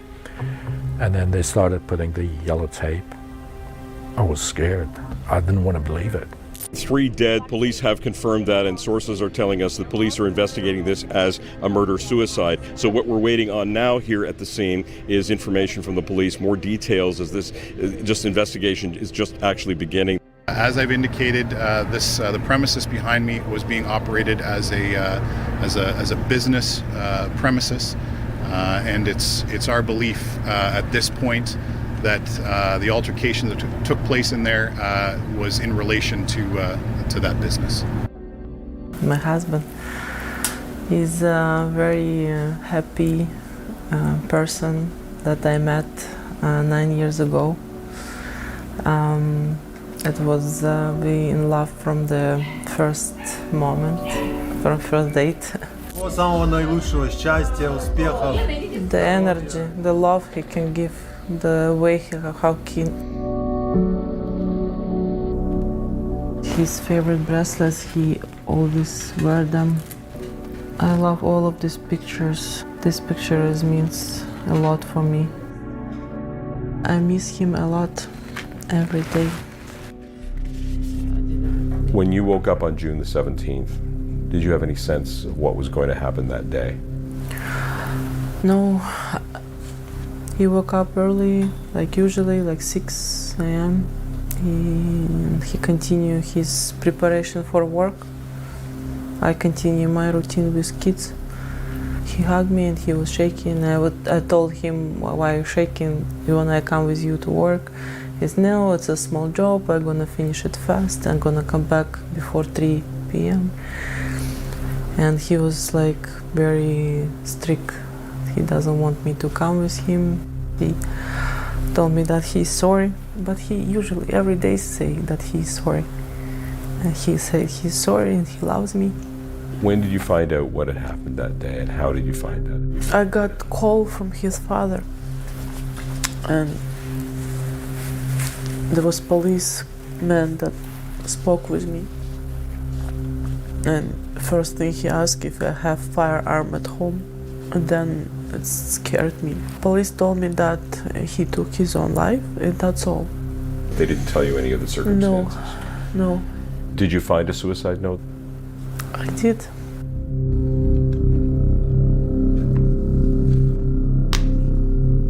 It's a very small note.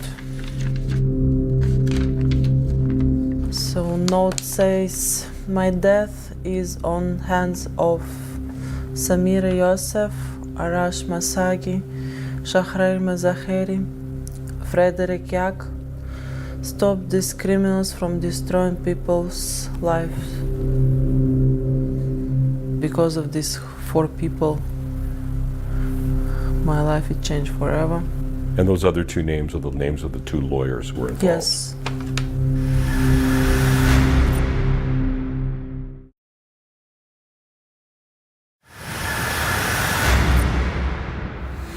Welcome back. Elisa Pogorelowski has just learned that her husband, Alan Katz, instead of going to work, went and killed 2 people. In his suicide note, he named 4 individuals: the shooting victims, Arash Masagi, Samira Yousefi, and 2 lawyers. Here again is Sean O'Shea with deadly retribution.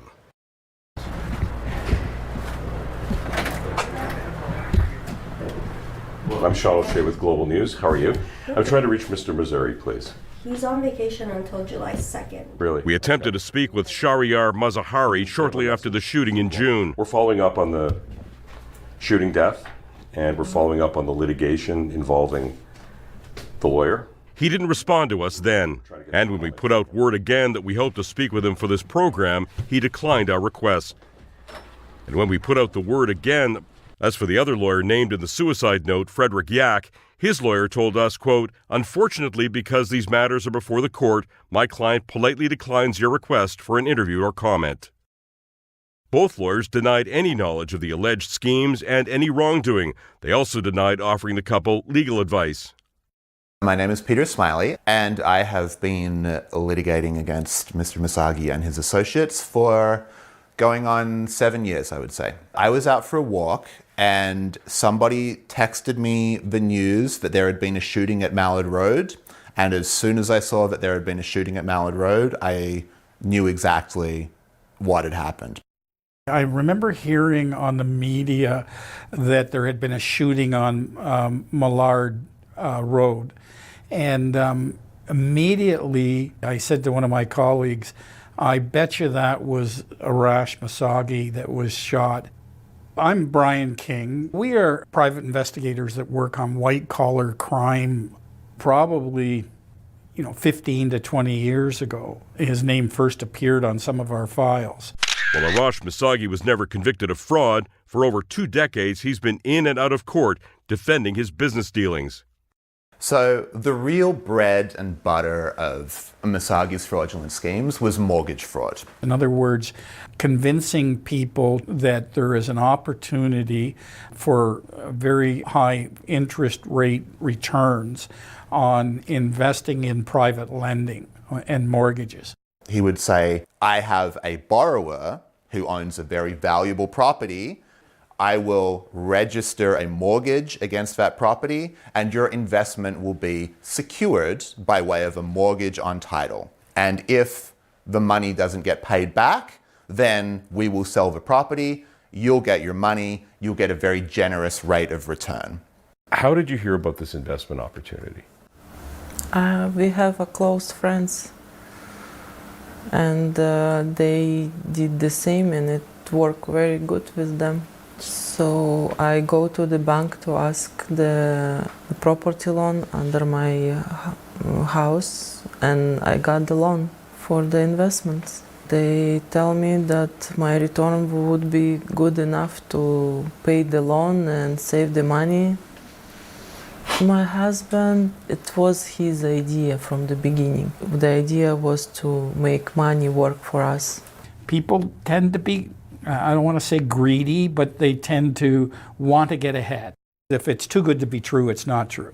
And Mr. Masagi was very good at making these quote-unquote investment opportunities seem legitimate by involving lawyers and essentially people who were willing to use their professional position to give his schemes an air of legitimacy. And a classic example of that is the mortgage broker Samira Yousefi. She was a licensed real estate agent, appears to have had a legitimate real estate practice, but somehow fell into Mr. Masagi's orbit. He would identify, say, for example, real estate lawyers who were just out of law school looking to get a start in their careers, and he would say, we have offices at Mallard Road, the site of the shooting. We will give you free rent, and we will give you real estate work to do, and it will be a mutually beneficial arrangement. Arash Masagi was reportedly born in Tehran and immigrated to Canada as a child after the Iranian Revolution. And he used those ties to his advantage. A lot of Masagi's victims were from immigrant communities like the Persian community, the Russian community. Often these groups will prey on people new to the country too. They may have only been in the country for a few years. You believed him? I never had experience of people like that, of investments like that. In the beginning, everything was good. Yeah. In first 4 months. Now, this was also happening at a time where the real estate market in Toronto is skyrocketing. There's a perception that real estate is the ultimate investment. One day he just stopped answering the calls. That's all. And then what happened to this money that was supposed to be coming in? It didn't come in. And your husband is calling, trying to get answers. He's emailing. Tomorrow, day after tomorrow. So what do you guys do for a living? A bit of everything. In late 2023, they got an in-person meeting with Arash Masagi, except they say he was using an alias. So what happened is this one, Samira personally guaranteed this is the safest thing. Alan Katz taped the conversation. And then September, the check bounced. And it's due on which days of the month? Is it the end of the month? On the 15th? Yeah, okay. Don't worry. I'll talk to her. I'll get this all straightened out. I'll talk to the borrower. on each one. I'll talk to her, I'll get the bank statements, and I'll make you a full report. He gave us so much hopes that it never happened. It's affected us a lot. It was a big stress because we have to continue pay our loan, and it's 9,000 every month. I cried every day because we couldn't stand these bills. In January 2024, she says they went to police. Fraud is very frustrating, and especially as a police officer, you often have to say to them, what are you seeking here? Are you looking for recovery of your funds, or are you looking for justice to be done on the person who took your money? We're in the justice business. We're not in the recovery business. Elisa says police took down their information, but then it felt like nothing happened. Police are overwhelmed with complaints when it comes to fraud. Fair statement?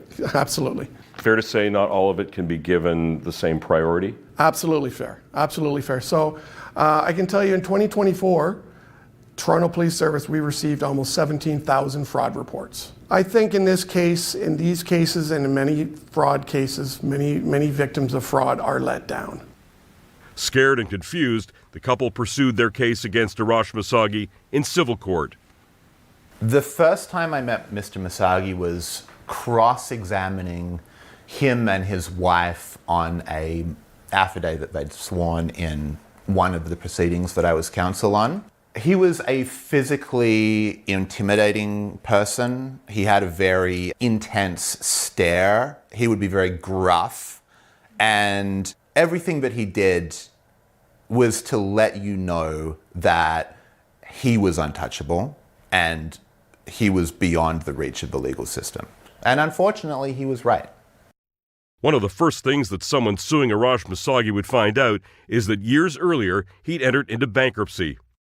And once he was bankrupt and sort of immune from civil consequences, that's when his career of fraud really took off. And because Mr. Masagi was a very sophisticated business person, very familiar with our legal system, he was very good at creating these thickets of shell corporations and co-conspirators, which was very expensive to navigate and very difficult to navigate, particularly when you've just had your life savings stolen from you. Lots of people have got their money back, but they've got significantly less than they lost. If it ever looked like you were going to get him in the stand in front of a judge, bring him to trial, he would just offer you an insulting settlement. In the 20 years since he was found liable for fraud in New York, I'm not aware of any civil finding of fraud against Mr. Masagi, and I'm not aware of any criminal convictions against Mr. Masagi.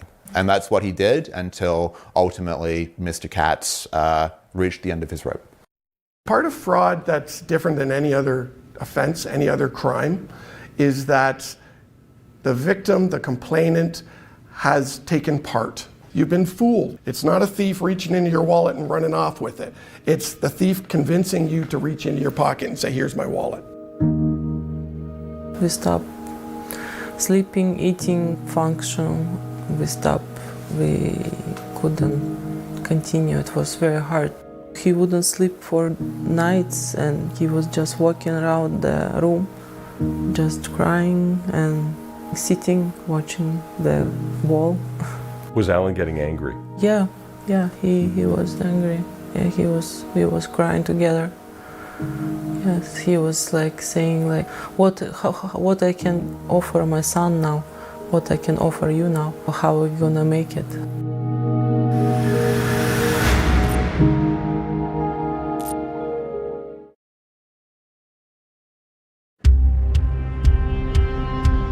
As I was standing here, I heard Arash's pleading that I swear to my mother's grave, I will pay you back. Please calm down, put that down. Then he's shouting, how are you gonna pay me? And that's when Samira said, I'll sell my house. Now, Alan stands there, sits Arash and Samira on the sofa, and second shot was there on the wall. You've laid out what you've reconstructed. Why do you believe that it unfolded the way that you said? Well, after the police, which was on a Friday, said that I can go to the office and pick my stuff up, I went back to the office and I thought I'd film the incidents that had happened because it wasn't cleaned up. This is the scene of the crime. Yeah. So as you can see, the shooter was standing here where he shot Arash and Samira, who were sitting on the sofa, and that's where Samira screamed.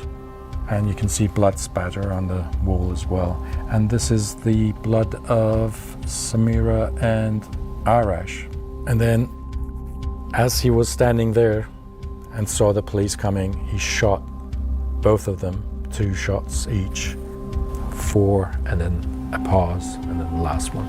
And that's the shooter's blood when he shot himself, and that's where he fell. Graphic. Very graphic. I still can't believe that they're gone. Still can't believe that. Cold-blooded murder for me. That's what he was. Because they were begging for their lives. Sitting in her living room, Elisa Pogorelowski clutches a picture with her husband, Alan Katz. Asked for help and nobody did nothing. She says as a result, they lost their life savings, $1.28 million. These people lost their life savings. They spent their entire lives saving up. Nobody has the right to take somebody's life, but I definitely understand the reasons behind it. Michael Ackerman is talking about his friend Alan Katz, seen here. Katz worked in construction and sometimes as a DJ.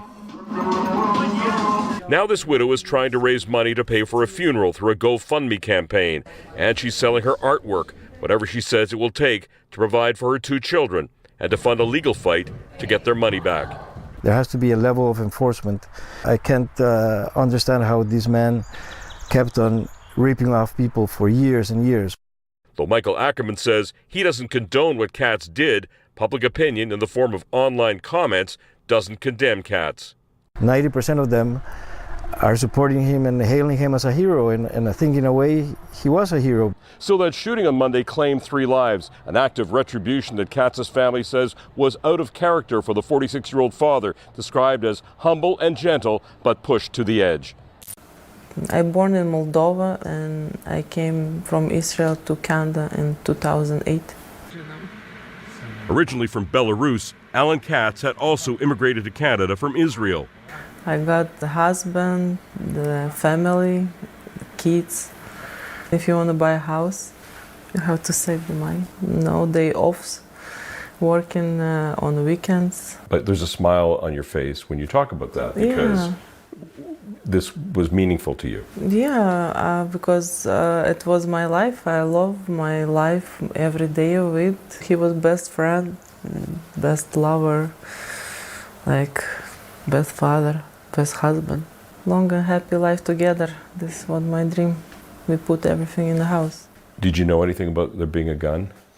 No, I don't. I didn't. He finished military in Israel. I finished military in Israel too. So we are familiar with gun. But there's a difference between knowing what to do and the compulsory military service that you did and then having an interest in it in your own life. But that wasn't what he was like. No.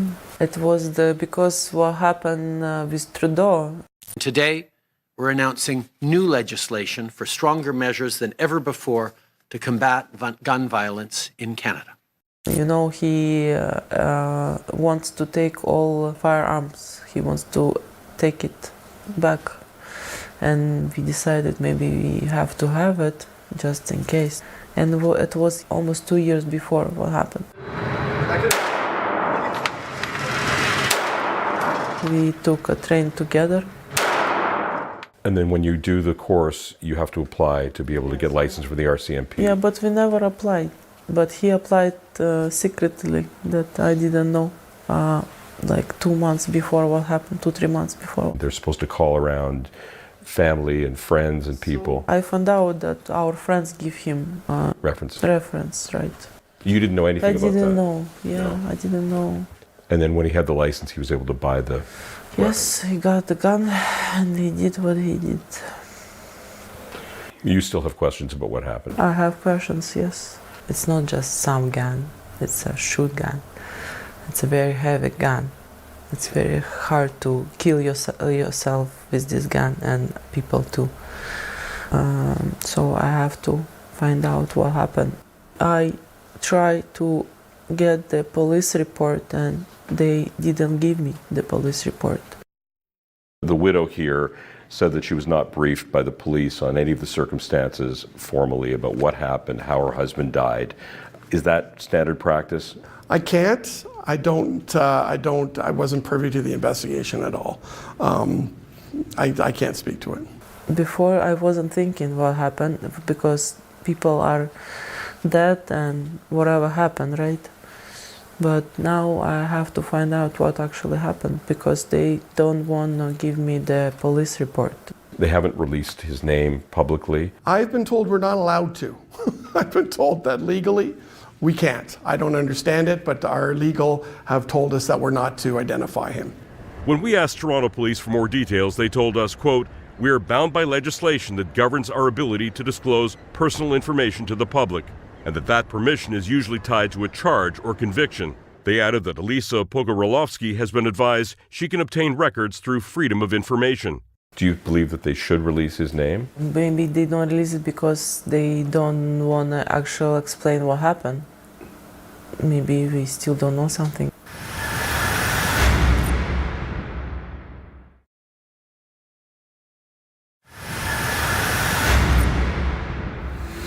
Welcome back. In June of 2024, 46-year-old Alan Katz walked into a Toronto office building and shot the two people he alleged stole his family's life savings in a mortgage fraud. It's then believed he took his own life. But a witness questions whether or not these 3 lives could have been saved. Now, back to Sean O'Shea with the conclusion of deadly retribution. So this is the field of view. This is the main reception area. So right that's here. the reception area. And as you can see, these are all mirrored. So you can't see inside, but you can see out. You can see outside, yeah. The second police car, the backup, when they come, one comes here and 2 from that side come here, and they park here and there. So what happens is he sees them, he panics, he moves towards there by the wall and then shoots them from that side. The reason I'm saying why I called 911 was a mistake, well, because from the time the first 2 shots till the last shots, you know, it took 5-6 minutes and it was quiet. Nothing had happened until the police arrived. I heard that the police have said that I'm lying and they were inside the car when they heard the shots, which is not possible because you must be very close to hear those shots because it's inside the building. Do you think it would have been resolved if the police hadn't shown up? Maybe. According to Toronto Police, upon arrival, the first officer reported hearing several loud bangs while inside their vehicle. Officers entered 25 Mallard Road less than 2 minutes after arriving and found 3 individuals already deceased. There were no reports of gunshots after officers exited their vehicles. They also told us if gunshots had been heard while officers were standing outside the building, officers would have immediately reported the sound of gunshots and it would have been captured on their body-worn cameras, which have audio. Toronto Police would not grant us access to the audio. You still have questions about how the police acted that day? Yes, because now I understand that he killed himself after they arrived. What do you think of that? The idea that you know, he gave them a chance and maybe had the police not shown up or had he thought that he was not going to be in deeper trouble, he might have walked away. Imagine you walking with the gun, shoot gun. Do you think if you walk with the shoot gun to office other people, you think there is any other way, like then not kill them? He was happy 2 weeks prior to this happening. Apparently, there was a case that Arash had in the US, which he had won. I heard that he was going to pay everyone off with the money that he was getting, and he was going to quit all this business. Would you believe this person if he say, I will give you money back after 8 months? He's saying that he will give you money back, but no. We don't know if he say true or not. He was never convicted. There was never proven that Arash had done whatever they say that he's done in the courts. His business activities, I don't know anything about that. I've heard all these things after the incident, because what I knew from him was the business of the food products, which I was doing labels for him. I can tell you why he was involved in food labeling, because another one of Mr. Masagi's classic fraudulent schemes was trademark and copyright fraud. In fact, that was at the root of the $1 million fraud judgment against him in New York. I feel angry. I feel disgusted. I feel that they have no empathy or sympathy for their fellow human beings. Most people don't see the damages of fraud.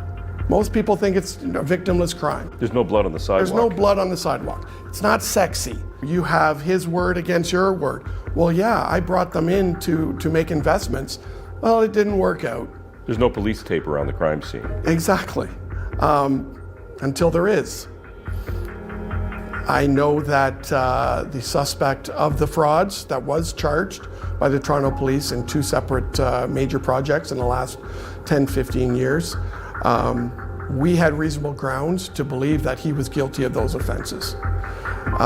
Those investigations were massive. They were time-consuming. They took years to complete. You investigated, you laid charges, you were prepared to go to court.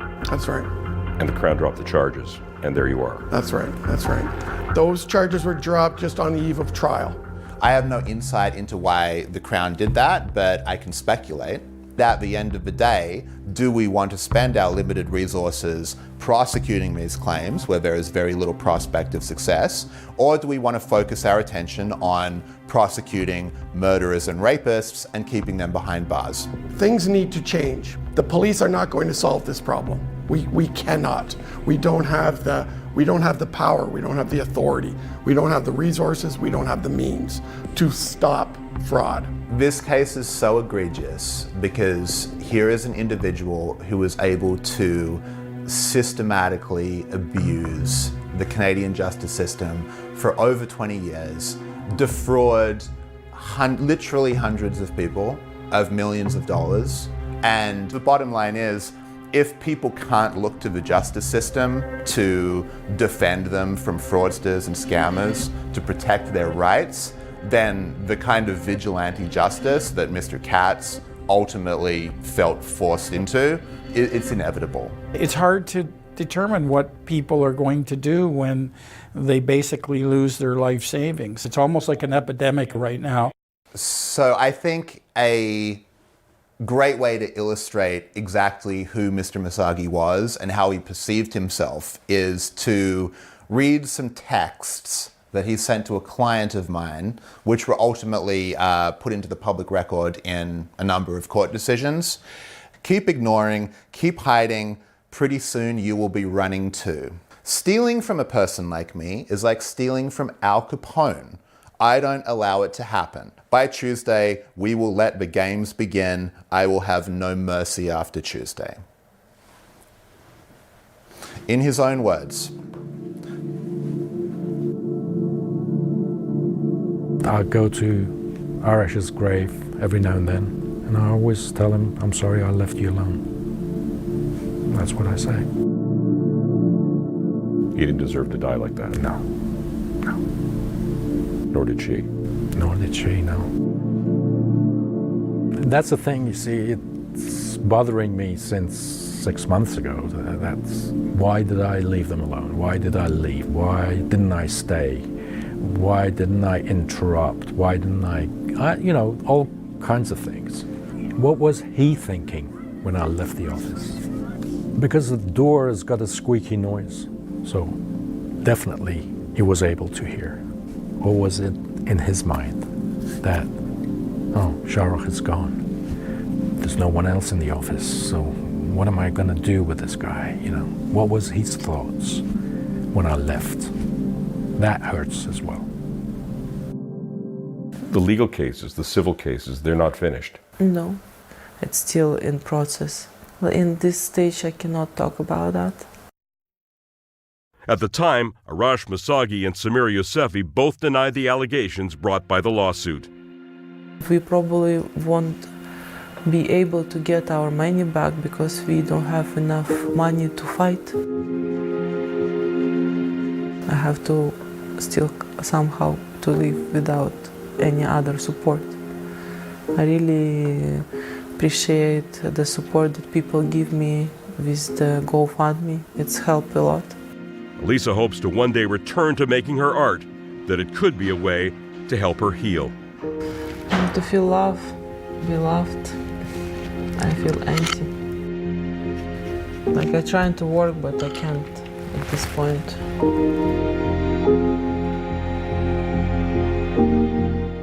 Are you angry with Alan at all because of what he did? Anger, it's a big feeling that takes too much of my power and I need to continue walking. So no anger. It won't help me to move on. It haunts you. It rips you apart. It really does. I have 25 years as a police officer, so I have gone to many radio calls involving persons threatening violence upon themselves or upon other people. As damaging and as painful as events in their lives occur, I have to believe that they will get better, and I have to try and convince them of that. You know, at the end of the day, the most important people in our lives are our family and our friends. We want people to be around to stay with them. Yeah, my son still, he knows that Papa is not here, but he doesn't, it's hard time for him a lot. Papa? Hard because he doesn't want to play the toys he played with his father. He doesn't want to do stuff that he did with his father. I wish he never done it, yes. I wish he never done. Doesn't matter how bad is the person. It's not in your power to take life. I miss him all day, every day.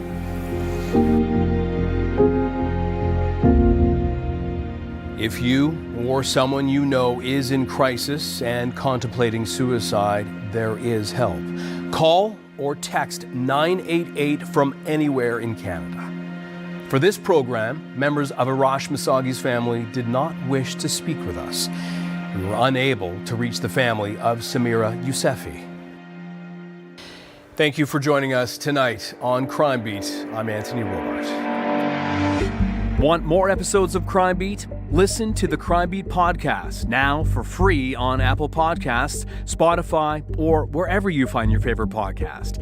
And for past episodes of Crime Beat, go to the Global TV app, visit globaltv.com, or check out our Crime Beat YouTube page.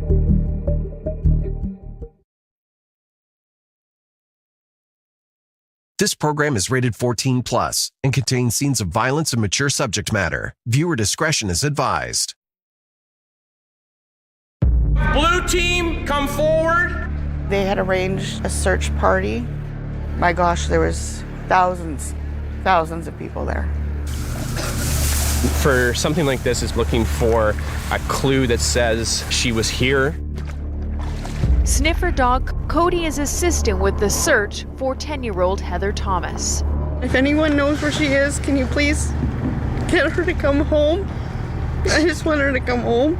We don't have anybody that saw what happened, which is very odd to have somebody in a fairly busy area on a Sunday afternoon, daytime hours, to just go missing like that. Let's split up 3 and 3, then we'll talk. People start hearing things, something's been found. There's a large police presence in the park. That was the day that really everything changed, completely for the worst. Welcome to Crime Beat. I'm Anthony Robart. On tonight's episode, it was a typical Sunday afternoon with kids playing outside in a seemingly safe neighborhood in BC's Fraser Valley until a 10-year-old child goes missing. Now, this sparks a massive search with hundreds of volunteers scouring the area in hopes of finding Heather Thomas alive. Here now is Jules Knox with Wish I Could Hold You. The Cloverdale neighborhood is the historic heart of Surrey, British Columbia, one of Canada's fastest growing cities. Its small-town charm draws in young families.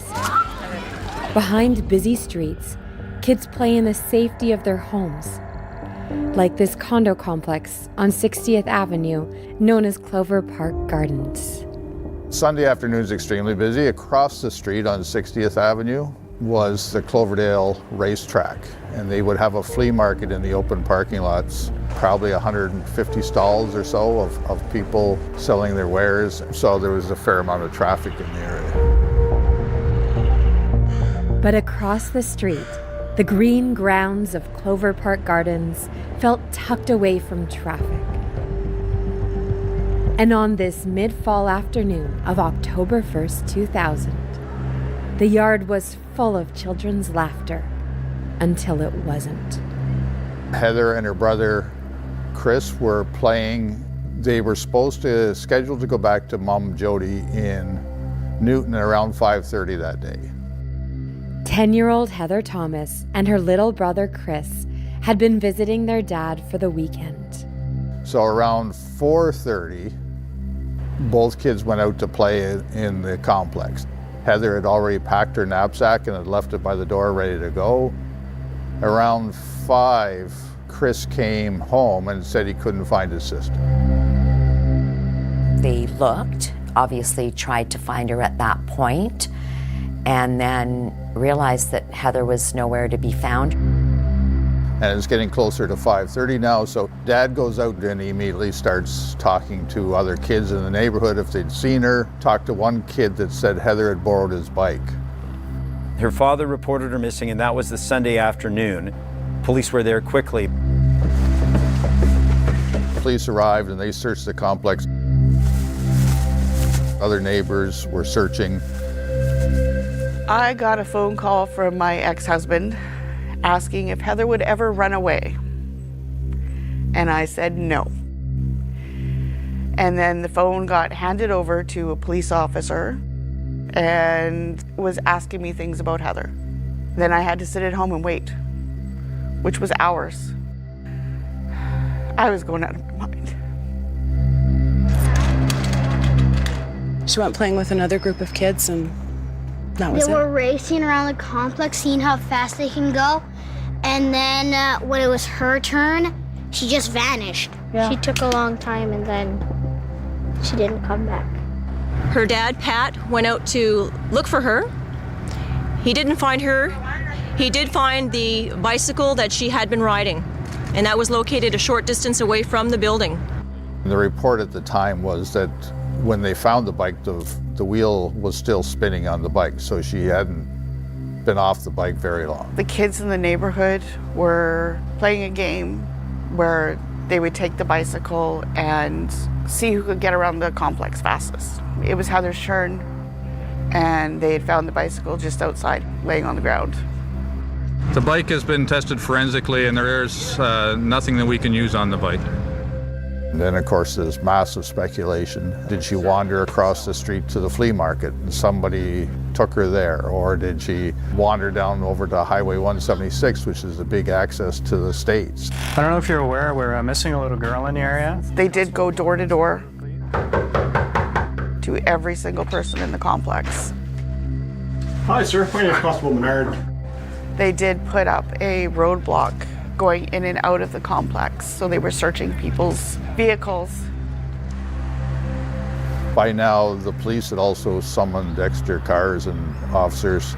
I would say a good 50 to 100 people were out already looking for her. Heather, we're search and rescue. We're here to help. Of course, darkness had fallen, and so people were slowly straggling back to their homes, but nobody had found or seen or talked to Heather during this time. There was sort of a despair. For hours, I would wait for that phone to ring. Everything was out of my hands. I had no idea what had happened to her. I didn't know if she was alive. I didn't know if she was dead.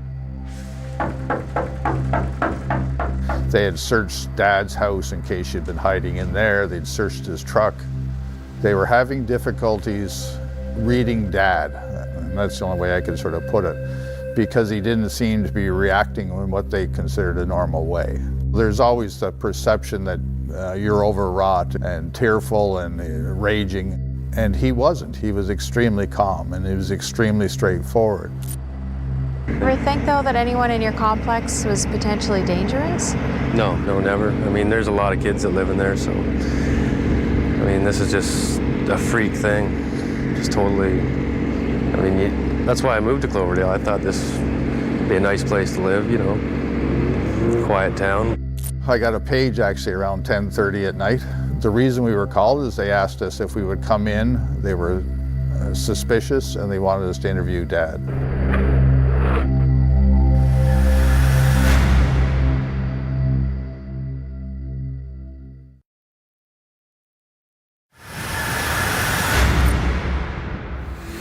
Welcome back. After Heather Thomas vanished while riding her bike, investigators began an intense search for the missing 10-year-old and for potential suspects in her disappearance.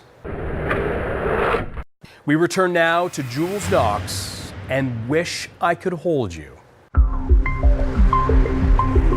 When Heather Thomas didn't return home, investigators started searching both for the missing 10-year-old and for potential suspects in her disappearance. We went and talked to Dad at the house. I think it was 12:30, 1:45 before we took him back to our office and did a formal interview of him there. You look at everybody, and particularly you look at family. I understand at the time the family was fragmented. So you start looking at those circumstances and how could that possibly fit into the disappearance of the child. Is Heather Thomas's dad your first suspect? He's always a suspect. Dad is always a suspect. Dad, Mom, close relatives are always at the top of the list.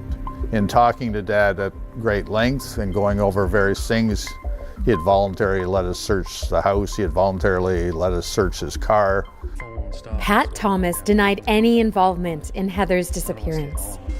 Detectives released him and he returned home. He later joined the search for his missing daughter. The next day, people, without the call for assistance, they were just showing up. The public were showing up, and they were showing up with their dogs in tow, with their hiking boots on and a walking stick, and they were prepared to search. Anyone in this world would want to come out and try and find something. I can't imagine for anything in the world what it must feel like. I was truly shocked to see how many people really cared. They had arranged a search party.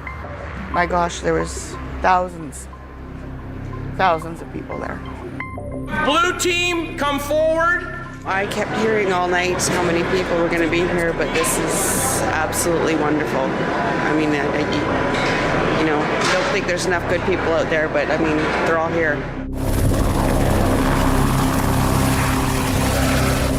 For something like this, it's evidence, looking for a clue that says that she was here.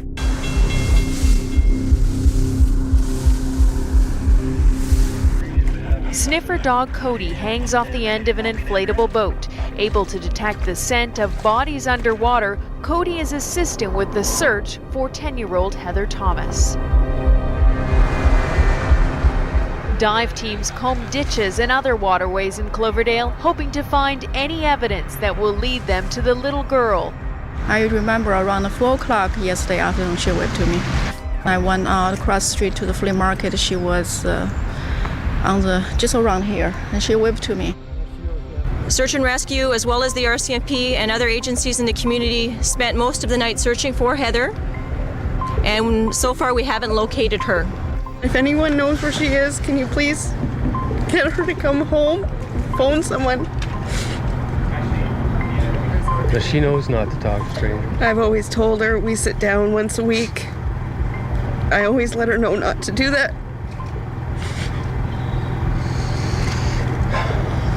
I just want her to come home. We had 10 search and rescue teams from everywhere from Washington State to the North Shore of the Okanagan.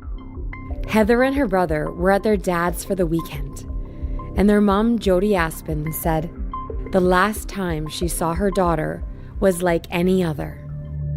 I hugged her, told her I loved her.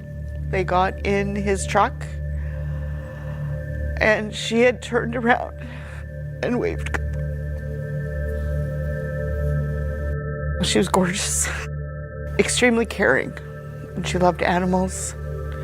She loved her brother. It was her best friend. She loved playing with her stuffed animals, her Polly Pockets, and if you ever went in her room and moved anything, she would know. Everything had a place, and you don't touch her stuff. This home video shows Heather at age 6, the blonde wig part of her Halloween costume. Today, her bedroom is full of gifts, which her mother says will be kept for Heather until she returns home. We never believed for a minute that she had run away. She wasn't that kind of a child. She was a rule follower. Honestly, I was really hopeful that someone just took her because they missed their own daughter. I know that sounds stupid. And I thought I'd get her back. We went to elementary school together. That's me and her and my sister, and we have a cake in the middle of us that we won at our school fun night. She was very sweet, innocent, kind. She had her own style with her necklaces. We used to write each other notes in our diaries and then trade them. The day after she went missing, it was a school day, and I remember the teachers talking to us about it. I was pretty sheltered as a child, like I didn't know bad things like this could happen to people, especially children. I mean, initially I just thought she was gonna come back. Let's split up 3 and 3, then we'll talk. We don't have anybody that saw what happened, which is very odd to have somebody in a fairly busy area on a Sunday afternoon, daytime hours, to just go missing like that. Obviously, people that are sex offenders have recently been released from incarceration. You start looking at those right off the bat. I first run through it all. I think there was over 500 sex offenders in the Surrey area. So that's when we started narrowing it down. Who's your prime suspect at this point? We don't have one. That is what's been bizarre. It really has almost been like this deafening silence around here. There's usually kids playing. There's been nobody. Gorgeous days, there's nobody. We usually walk home together and everything. With when you were alone. Yeah. It's sad. Yeah. You just. I mean, it could be you. Yeah, it could be you next. Yeah.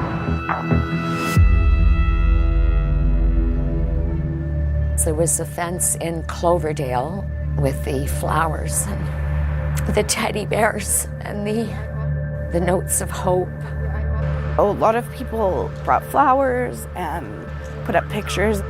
I remember someone had put up a picture of Heather and I told my mom, I want you to take that down because I was scared that whoever had taken her would come after me too. Today, Heather's father, Pat, joins in the aerial search, riding along in the RCMP's Air 1 helicopter.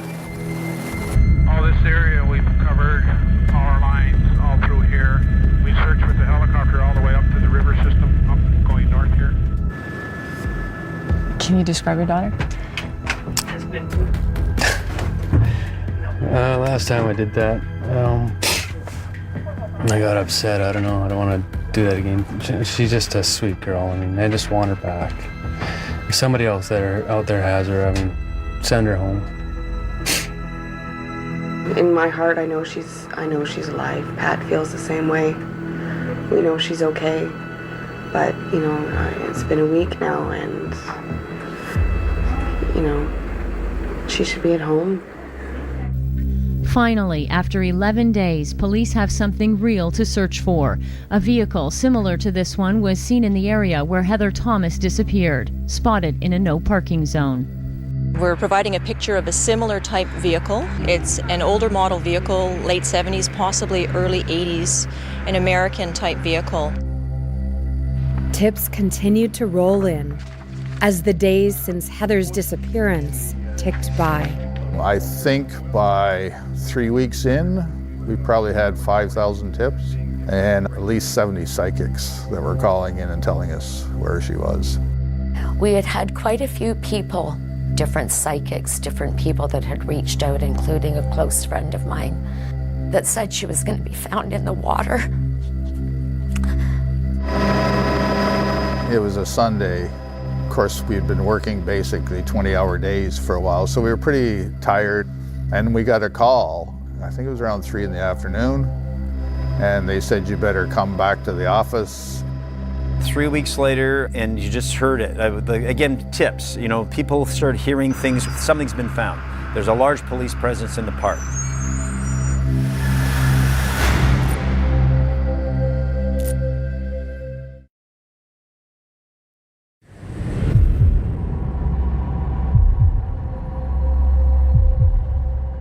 Just after 2:30 this afternoon, a male walking along the shore of Alouette Lake in Golden Ears Park noticed a body floating face down in the water and notified the Ridge Meadows RCMP.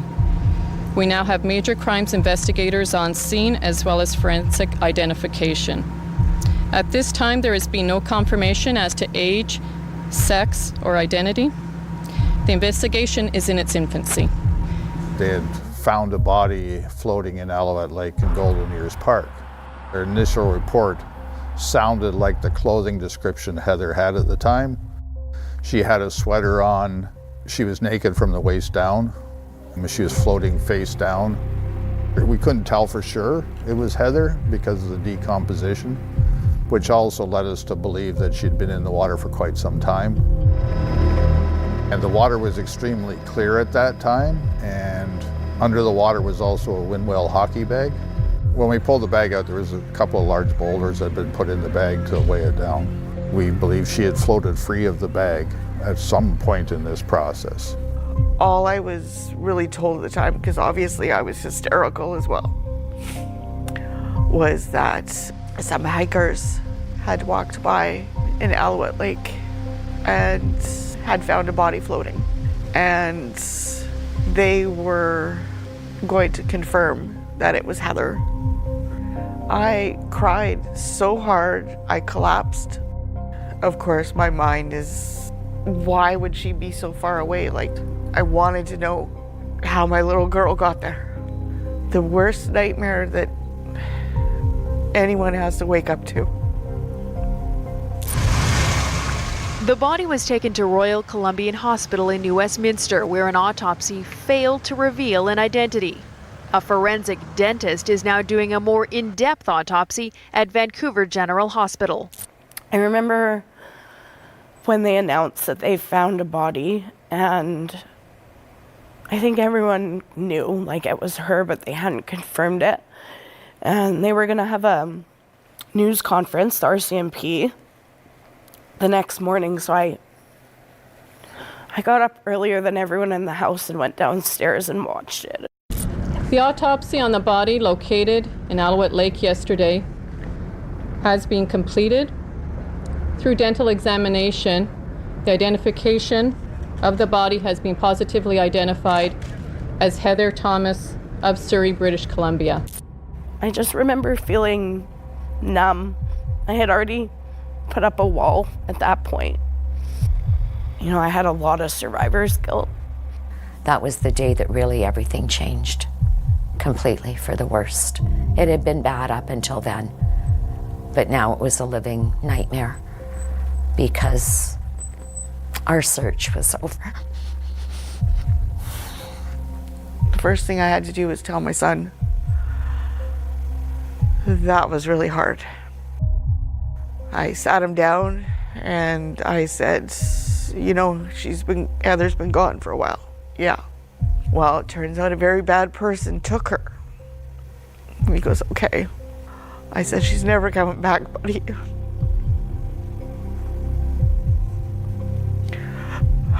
He's like, what do you mean?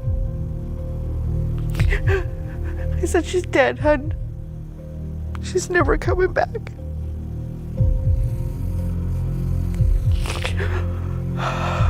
And I can tell you that we'll obviously be looking at whatever forensic methods that we can use to help uncover the suspect in this case. DNA gets destroyed basically by water.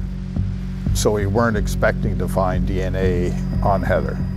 What we were able to do, and it was sort of novel, I'd never done it before, but we were actually looking what else we found in the hockey bag, and we found some branches and bush. We ended up getting hold of a botanist in UBC, and he came in and we were able to tie the bush that was found in the bag to it was a juniper berry, a cultured juniper berry, and we were able to find that bush outside the complex of Heather's. So that tied the bag to the complex. Were you surprised that Heather's body was found where it was? Yes, I was. I thought it was far more distant than I thought it would be. As the crow flies, it's about 20 kilometers. As you had to drive, though, in those days, you had to go across on a ferry, or you had to drive around through Coquitlam, and I think it was 40 some odd kilometers in total. It was a huge break for us. The finding of Heather allowed us to focus on what could the possible connection be, or who could possibly be connected to both places. For 3 weeks, it was the Fence of Hope. Now it is a makeshift memorial for murdered 10-year-old Heather Thomas, who was last seen riding a bicycle only meters away. I am very scared and sad about this. I am 10 years old and it could have been me. It was the hardest thing I've ever witnessed. It was devastating, and it was also so very, very maddening. There was a dispatcher sitting at home watching the news that night as it broke of Heather's being found. As a dispatcher, one of the areas that she controlled was the Alouette Lake, Golden Ears Park area, and she started racking her brain. Did we have any calls back then? It wasn't the day that Heather disappeared, but the day after. She thought she had got a call about a suspicious vehicle in Golden Ears Park. They discovered that the vehicle had not only been seen once, it had been seen like 3 or 4 times during this early morning of the 2nd of October, so a day after Heather went missing. There's hardly anybody in there at that time of the morning. And in particular, a lowrider type young kid's car. Yeah, we checked those things out. They saw it as they were going to work in the park early in the morning, so like 6 or 7 in the morning. They described the vehicle as a big sort of boat-like vehicle, old school style. The description appeared to be similar to the vehicle that police were already looking for, the one that had been parked suspiciously in Heather's complex. We then learned that another employee had seen the car too, parked on the side of the road, and the hood was up. And then a third employee saw the vehicle again quite some time later, parked at the boat ramp. They dig through and find the logbook. In the corner, written at an angle, it was a license plate number. And the license number was DRE 666, which if you're into Satan at all is a significant number.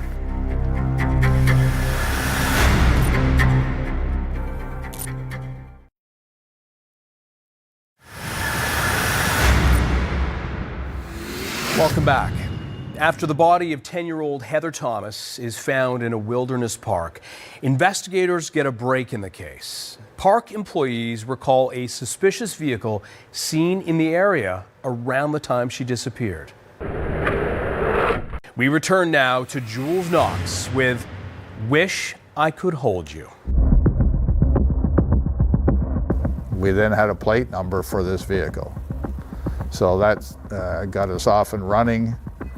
We ran The plate obviously came back to a Vernon address, came back to a Shane Ertmode. On the 2nd of October, he had renewed his driver's license, and his new driver's license showed the address of the complex in Cloverdale. That's a huge break.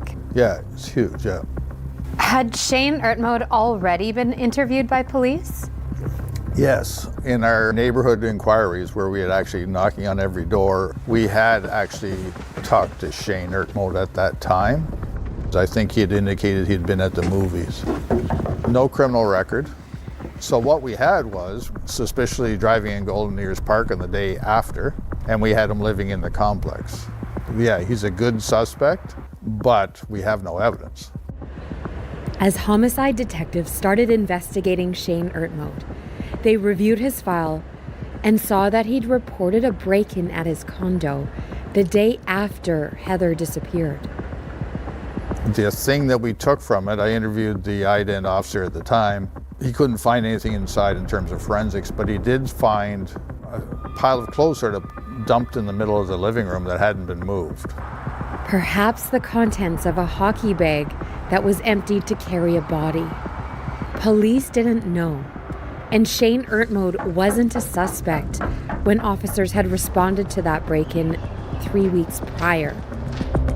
Why do you think Shane Ertmode called in that break and enter? My guess is he was worried about Heather's fingerprints being found in his apartment. There's a big push, we'll just go arrest him. We can't, we've got nothing. If he doesn't tell us anything, we're done. We had to put Shane under 24-hour surveillance.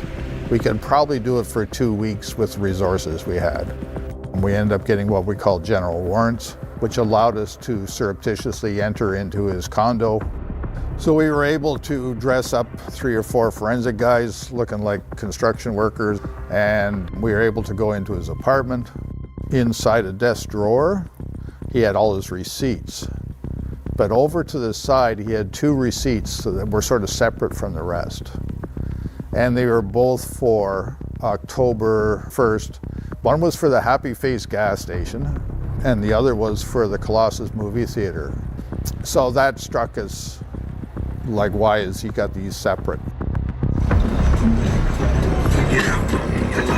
Police knew from their surveillance that Shane Ertmode was into cars. In fact, he'd done this interview with CHBC News in 1998, 2 years before Heather was murdered. Don't be afraid to cover your ears. At the time, Ertmode was living in Vernon and speaking out against the city's new bylaw targeting car stereos and loud music. Feels good, you know, like you can feel it all over your body, and your body shakes, and people like music, and so it's a good way to relax. Yeah, these are 2 12-inch subwoofers. They're powered by the big amplifier right there. Shane Ertmode now had a different car, a 1971 Chevy Impala. Police had it towed from the complex, and they watched as their murder suspect then reported his vehicle as stolen. We wanted to look inside his car, and we wanted to do it without him suspecting. When we got in the forensic bay and we popped up the trunk, it was full of hydraulics. There's no way he could have fit her in here. But detectives remembered that the park ranger had seen the hood up. So we popped open the hood.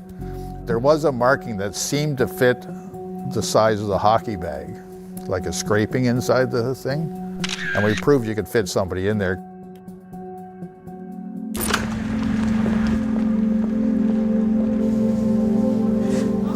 An estimated 1,500 people poured into the Valley View Funeral Home in Surrey. Adults, children, classmates, and family. They came to pay their last respects to murdered 10-year-old Heather Thomas. I had a letter that was written that I wanted to have read out, and one of the pastors read the letter for me. My dearest Heather, from the moment I knew I was pregnant with you, I knew I had been blessed with a very special gift. Your precious life was taken from us, and we will never be able to watch you grow up. Anyone who was blessed with knowing you has been touched by a real angel. And then when we were taking Heather down to where we laid her to rest, everybody outside, all the way, everyone outside had lined the road all the way down to where I laid her to rest. It was incredible. On November 3rd, 2000, a month after Heather Thomas was abducted and murdered, police moved in on Shane Ertmode. Hey, Shane Ertmode, step out of the vehicle, please, and with the RCMP. Right now, I'm arresting you for, and you will be charged with the murder of Heather Lynn Aspen, aka Heather Lynn Thomas, on or about the first day of October 2000, at or near the city of Surrey, British Columbia. Do you want to call a lawyer? I guess so, yeah. Yeah, okay. Is this a joke? Fun. This is a joke, man. This is not very funny. Assuming that I'm under arrest. Not Shane, no. Yeah. No. I've known him and seen him grow up. No, it can't be. It can't be. As far as I'm concerned, he seemed like just a regular kid next door. Word of Shane's arrest has spread throughout the neighborhood, and everyone says they're completely shocked. He used to work on his car, and when he'd drive by the neighbors, he'd wave at everyone. It's scary, you know, because he doesn't fit any sort of a picture like that. Shane, this investigation is over. Look at me. There's absolutely no doubt in my mind that you caused the death of Heather Thomas, okay? Now, having said that, I'm still the guy that wants to hear the truth. And it was about 3 hours in, 3.5 hours in, that Shane confessed. Had you planned this out in advance, or was it just like it just happened? It just happened? I'm glad you told me that, Shane. I'm so proud of you right now. I'm so proud of you. It's okay. Did you feel bad after? Yeah? Suicidal. You felt suicidal? Heather was lured to his apartment to talk about birds. Heather loved animals. Heather was trusting, she was kind. She came into my place. Yeah. And started talking. And before I knew it, it was over, it was done. Yeah. I didn't know what I was doing. Yeah. And then I panicked. He enticed her in with the bird story. He got her on the floor. Did you just want to get close to her and hold her? Yeah. Yeah. And she wouldn't let me. She wouldn't let you? Okay. And then what happened? It's like panicked. You panicked? Yeah. You hit her? Did you hit her, Shane? No, I didn't hit her. What did you do? What did you do? It's okay. Strangled her. You strangled her? Did you use a rope or did you just use your hands? Your hands? Did you like rip at her, or was it just soft strangulation? Soft. Just soft strangulation? Yeah. He had pulled her pants and underwear off, was trying to rape her. He had covered her mouth. Were you throwing her around violently, or were you just holding her? Just holding her. Okay. And then what happened? Before I knew it, she was dead. I didn't mean to hurt her at all. I don't mean to hurt anybody. And then he, methodically, put her in a hockey bag, a sports bag, which to this day I cannot look at a sports bag without it triggering absolute horrific memories in my mind. Where did you hide her when you went to get your alibi set up? In my car. He came out through an entrance where he ran into the juniper berries. Pulled around to the back of the complex. She did have a burn mark on her body from being underneath the hood of the car, I was told. He had to get rid of the body. So he was driving along and he decided to try and create an alibi And there was a big theater, multiplex theater called Colossus in Langley. And he decided to drive in, buy a movie ticket. One of the receipts found set aside during that secret search of Shane Ertmode's home was for a ticket to a showing of The Exorcist. The Colossus is a reasonably new theater, it's very modern, and it had surveillance cameras. And they had evidence and video of him walking into the lobby of this large theater, buying a ticket in a machine, and walking out. Then he went to Golden Ears and out to the park, and he put her in the bushes. He then drove back, spent the night, went out the next morning. He was convinced by this time that he had to move her, that she wasn't in a good spot. The day after Heather disappeared, an officer checking license plates clocked Shane Ertmode leaving his condo complex at 5:30 in the morning. Police believed that Shane Ertmode went to Golden Ears Park to move the body, but ran out of time and rushed to work. A couple hours into his shift, he complained of a headache and left. Went to, I think it was a Canadian Tire store, and bought an inflatable raft. Drove back. He takes her to the boat ramp, where he was seen again by the park staff. Puts her in the dinghy and paddles out into the middle of the lake and dumps her into the lake. So Shane Ertmode had Heather's body out of the apartment complex, likely before anybody even knew she was missing. Yeah, within 20 minutes of killing her, which would have happened within that hour. Despite his lengthy confession, when Shane Ertmode's case went to court, he pleaded not guilty.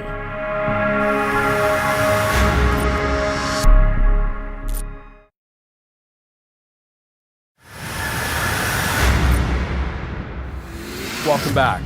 After an hours-long interrogation, Shane Ertmode confessed to killing Heather Thomas. But in court, he pleads not guilty. We return now to Jules Knox with the conclusion of Wish I Could Hold You. Some of those first appearances at court were pretty crazy. A lot of protesters, a lot of people demanding changes in the justice system, capital punishment, take your pick. There were a lot of people standing outside that courtroom demanding justice. Did Shane Ertmode take the stand? Yes, he did, and he said he didn't do it. All I know is he did confess to doing it on the tape. And that's what I'm going by. I believe Shane is innocent, and so does the rest of his family.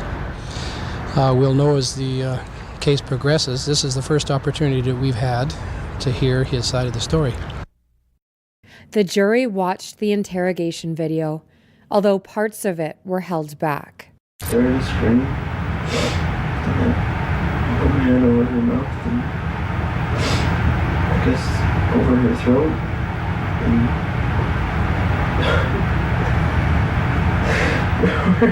she was dead. The defense told the jury that the search warrant police had when going into Ertmode's apartment specified exactly what police were looking for: hair and fibers belonging to Heather Thomas, her fingerprints, any biological trace evidence that she was recently there. On all counts, police found nothing. The Crown is suggesting that he's a brilliant character who managed to perfectly cleanse his car and sanitize his apartment, do everything correctly, but yes, I would be surprised that nothing would be found there had he done it. The defense went on to paint a picture of an elaborate and highly sophisticated police operation aimed not at getting the truth, but at getting a confession. He made a decision in a moment of panic. They knew that he would collapse under pressure. I think that he should be found guilty, but that's not up to me. That's up to the judge and the jury. It took the jury only 5 hours to find Shane Ertmode guilty of the first-degree murder of Heather Thomas.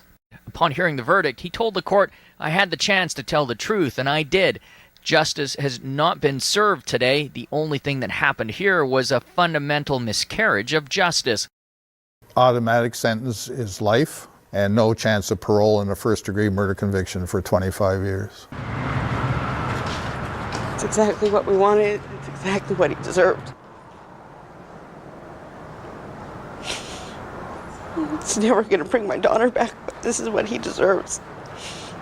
And I hope that she haunts him till the day he dies. With the trial over, we can now tell you Ertmode admitted to having an unhealthy attraction to little girls, but it was never shown to the jury because it was ruled too prejudicial. Not too long ago, I went to a mental health clinic in Vernon. You told him that you were sexually attracted to young girls? Yes. And what did he tell you to do? To masturbate more and more and more. Now, did he tell you to think about children when you were masturbating? Yes. Okay, and he thought that would help you get the urges out? Yes. And did that help? No. It's also come to light today that the police had a file on him. In the late 1990s, while Ertmode was caring for a friend's young children, he went into the kid's bedroom and lifted a 10-year-old girl out of bed and placed her on the floor. The girl later told police that Ertmode did push-ups on top of her. Ertmode was never charged with sexual assault, and his urges went unchecked. I never for a moment thought that we would be subjected over and over to him constantly asking for rights that he did not deserve and still doesn't. I mean, I never thought that there would be a possibility of parole ever. I just figured a life sentence meant that. In 2021, Shane Ertmode was granted escorted temporary absences from prison for community service. Every year, I'd write an impact statement saying why he should never be allowed out to do this again. You write it and you rewrite it. You have to relive it. She always had a smile for everyone. Her eyes are so bright. This is what she felt were her biggest treasures. Shane Ertmode applied for day parole, and in January of 2025, Heather's mom, Jody, attended the hearing. For the first time since his trial, she came face to face with her daughter's killer. This is the first time I got to read my impact statement so he would see me. And I really felt that was very important. I think he finally, for once, heard me after 24 years. To actually hear him admit to all of us in the room, yes, I killed her. I needed that. Shane Ertmode was denied day parole. He'll be eligible for full parole in November of 2025 when he's 47 years old. I did this for my daughter. This is all for my daughter.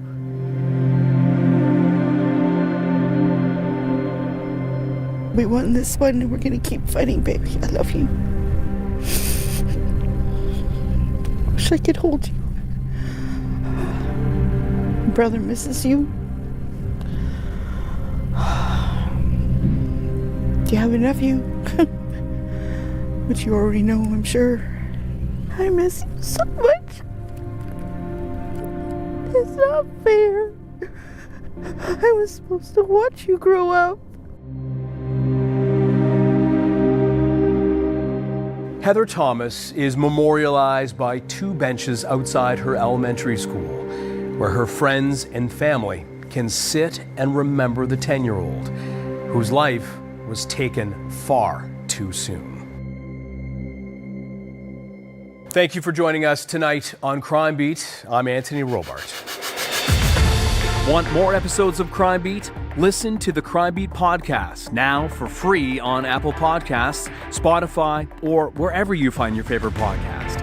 And for past episodes of Crime Beat, go to the Global TV app, visit globaltv.com, or check out our Crime Beat YouTube page.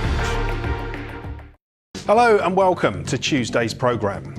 This morning, how a hapless thief who unwittingly stole an American football star's commemorative sports ring was caught because he was wearing it. You've got the Hall of Fame ring on your hand now. I mean, would you agree that's you? You ain't got a twin brother, have you? You never know in this world. Well, that's what I'm asking. Welcome back to Crime Watch Live. Has been jamming the switchboard both here and at the incident room on that case of Welling Garden. to remind you, this was the abduction and radio drop campaign and the handgun debate. Hello and welcome to Crime Watch. 12 people rang in, giving the same those fantastic results later.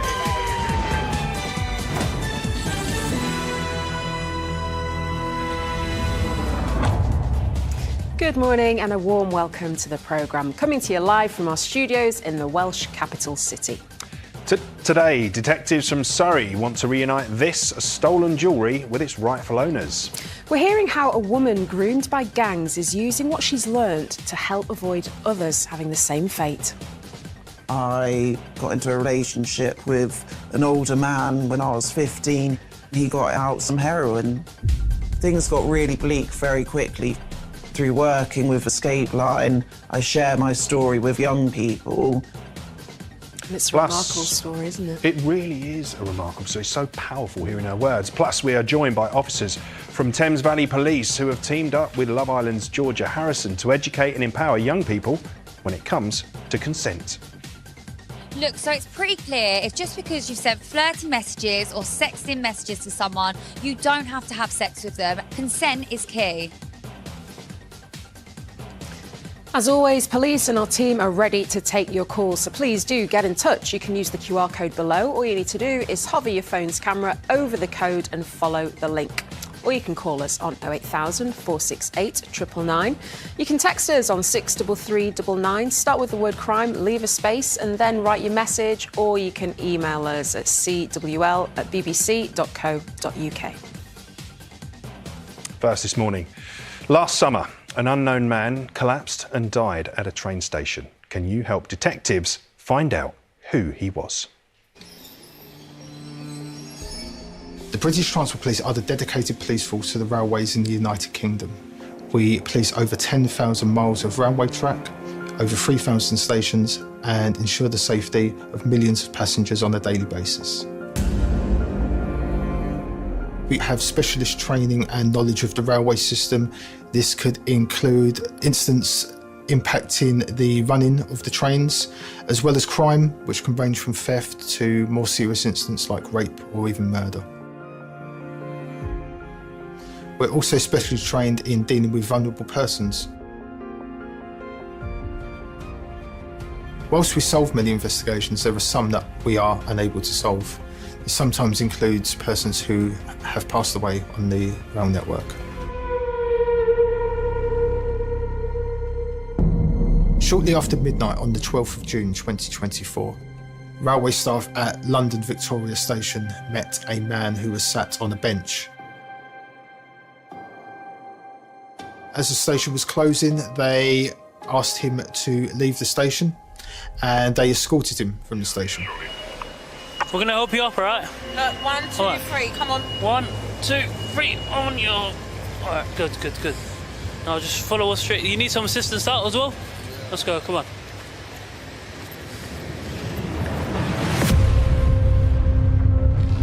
Just as they got outside, the mail collapsed and an ambulance was called to provide emergency assistance to him.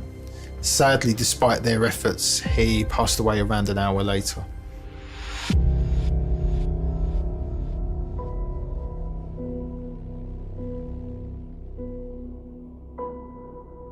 When a person passes away on the railway system, we launch an investigation, and that includes speaking to the coroner and trying to identify next of kin. In this case, the person didn't have a mobile phone, any identification documents on them to assist us. We have no idea if the person is a British national or has travelled from abroad.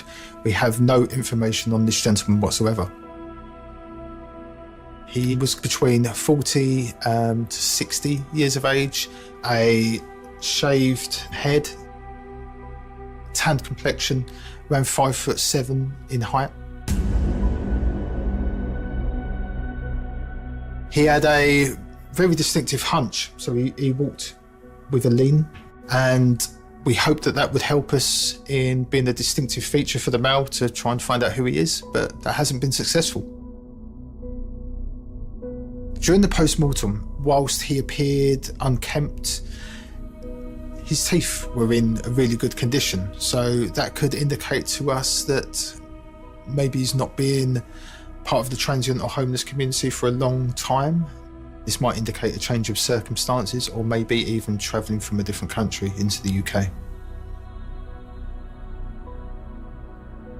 So fingerprints were taken at the mortuary, which came back negative on the databases. We made inquiries with the local charities, local homeless support networks, and those who work within the station. No one had even seen a person matching his description. We then took a DNA sample, and that has also come back with no trace. The one item that he did have on him was an Oyster card. We know from the Oyster card journey history that the man first boarded a bus on the 11th of June, shortly after 1 o'clock in the afternoon from Praed Street, which is by St Mary's Hospital in Paddington. During the rest of the afternoon, he travelled on numerous buses across London and North East London before ultimately arriving at Victoria Rail Station on the evening of the 11th of June. The use of the bus network on that day and the previous days is somewhat random, and it could indicate that he was just using the buses to keep safe.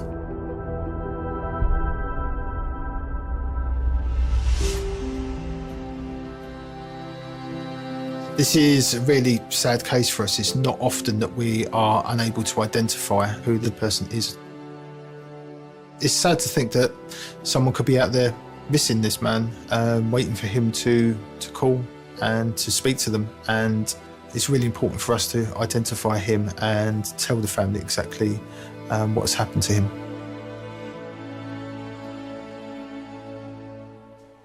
Yeah, we really want to help find some answers to this case. I'm joined now by Detective Superintendent Sam Blackburn from British Transport Police. Really good to have you with us this morning. Before we get into the details of this case, you were actually on Crime Watch last series, weren't you? Have you got any updates from the appeals that you mentioned then? Yeah, thanks, Michelle. What a fabulous update and kind of inquiries we got back following that appeal. You know, we do have 50 unidentified fatalities spanning 50 years. But thanks to the viewers, we were managed to provisionally ID an individual only last month from 1983. That's 40 years ago, proving the power of Crime Watch viewers. And just give us that information, and we've got a selection of them to come up now. We really want more information that my detectives can work on. You know, that's so incredible to hear. And as you said, from viewers getting in touch, you're able to piece key information together. So I'm really pleased to hear that it's helped. Let's turn our attention back to the case that we saw in the film just then. What more can you tell us? I mean, really sad, as Tony was saying there on the video. 40 to 60 years old, 5'8" in height.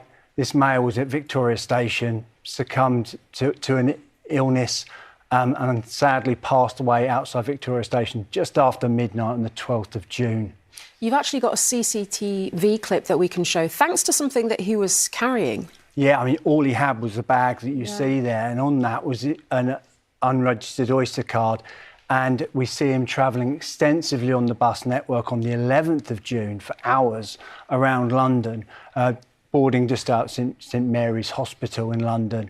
You know, why was he on the bus? Probably to keep safe, maybe warm. But what we need to know is, does anyone know him? He's 5'7", as I say, but he's got a pronounced hunch, stoop, curvature of the spine, which would have made him quite recognisable and just after anyone who would have seen him around London. Well, it is quite a distinctive look, isn't it? Any other bits of description that you can give that might help jog people's memories, perhaps? Yeah, I mean, he's got a shaved head. I mean, you know, the age is quite difficult to guess, but it is that back, I think, that will really mean, if you're with local charities, homeless, you know, come forward. And he may not even come from the UK.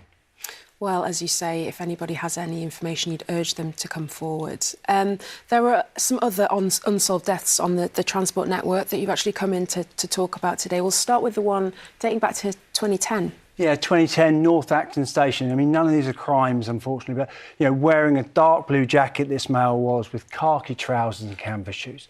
But what's interesting about him is the extensive tattoos he had. They're kind of homemade tattoos almost, or not of the highest quality. And I would really be interested in anyone who knew someone who maybe had the eagle, dragon on their chest, or the lizard on their arm with the banding around it, or the Devil's motorbike, or the dolphins with the tribal marks around again on the arm. Those tattoos, I think, are very unique. Yeah. You know, if you knew a friend or a loved one or a colleague who had those tattoos, please come forward with a name and say, this was 2010. Let's go to our next one, which is from 1995. Yeah, 1995, St Albans Station, 4:45 in the afternoon. You can see the artist's impression of the individual there. Again, I'm picking up mainly around the tattoo on the right arm.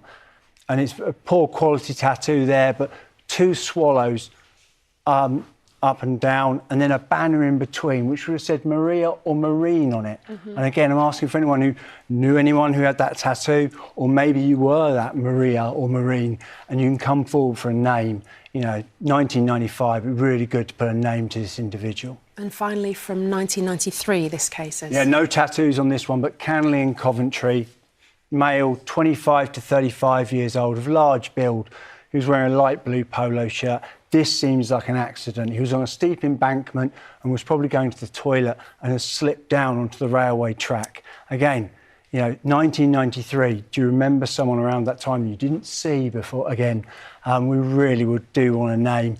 Come to my detectives at BTP or www.mip.police.uk and have a look at our appeals. Sam, thanks so much for coming in and telling us more. So if you do know any of these men, and if you can help give them their identities back, then please do get in touch using the MIP website. The details are below.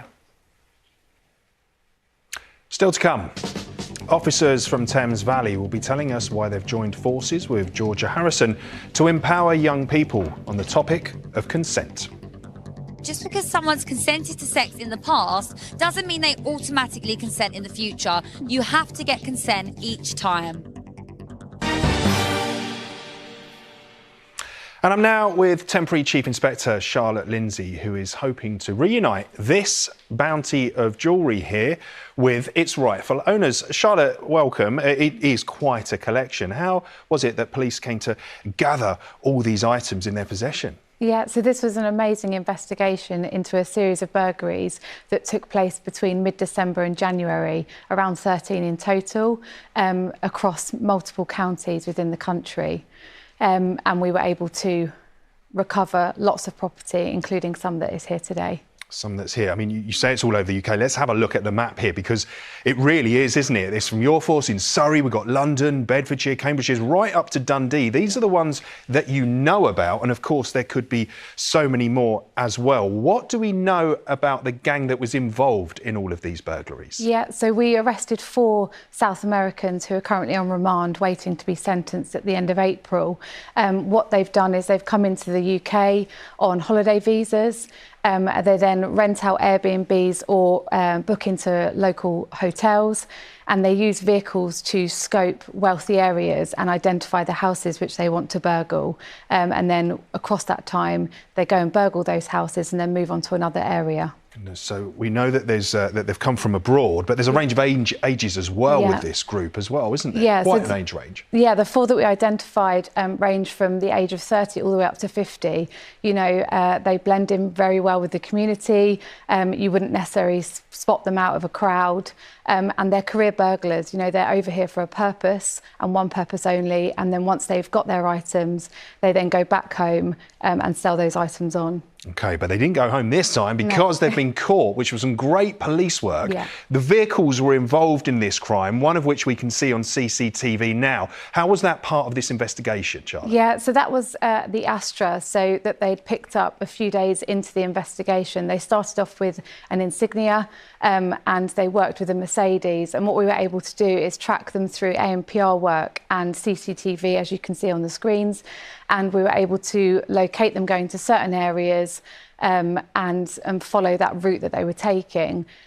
We actually managed to catch them after they did a burglary in Milton Keynes. We were able to stop the vehicle using some really good proactive tactics. And within that car, we found a lot of jewellery. That is fantastic. In the vehicle we just seen, there was jewellery in the boot of that, as was when you went to their premises that were controlling at the time. There was more there, some of which you've already given back to the owners of the victims from the previous burglaries. But some of it is here in front of us now. I mean, it was described as like an Aladdin's cave, wasn't it? Yeah, it was an amazing amount of property, bags, jewellery, cash, filled the room, and it's filling the office now. Wow, so there's so many things now. Now, as I say, a lot of it you have managed to get back to the victims of those 13 burglaries that you know about.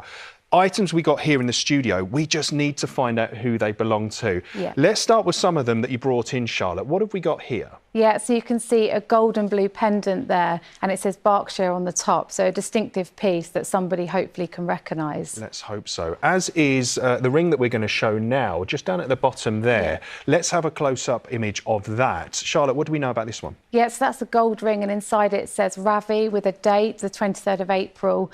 Someone will know what that means and who that belongs to. And a lot of these items, it's not just the financial value, it's the sentimental value that's so important to people. Like the pocket watch we're going to show now.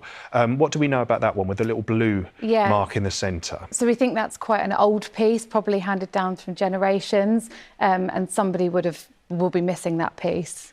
Yeah, and we've got other items in here. I just want to show this necklace here, just on the other side. If we can just close up there, can we see this one's even got coordinates on it that someone will surely know about this? Charlotte, if anyone is looking at this or they want a closer look, they want another look in their own time, there's an easy way that they can get access to your Surrey Police website. Yeah, so if you just go onto the QR code that we've got here that goes straight to the Surrey Police website, and we have all of the items that we've recovered on there. So if anyone goes through it and thinks that that's their piece, then please do get in touch. Really, really important. Yeah, just hover your phone over that and it will take you through to the website. Charlotte, thank you. Hopefully some of our audience will recognise some of these items and will get in touch with you and your team. Next, how City of London detectives cracked a high-value jewellery theft involving a priceless NFL Hall of Fame ring.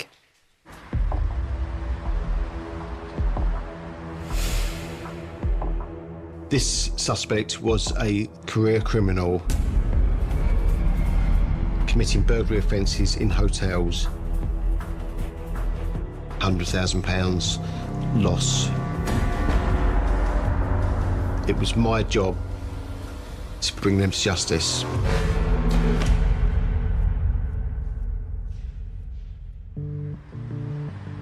On the 7th of October 2023, a burglary occurred at a central London hotel.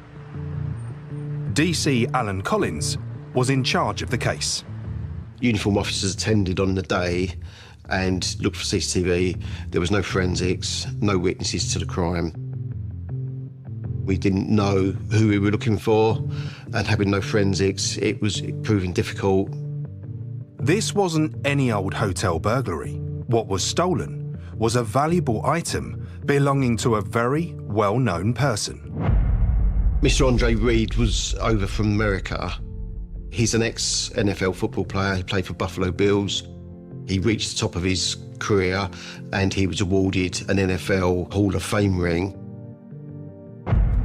And this priceless ring was stolen from Andre Reed's hotel room. It has his name on it and it has the position he played in Buffalo Bills, gold-coloured ring with 28 diamonds.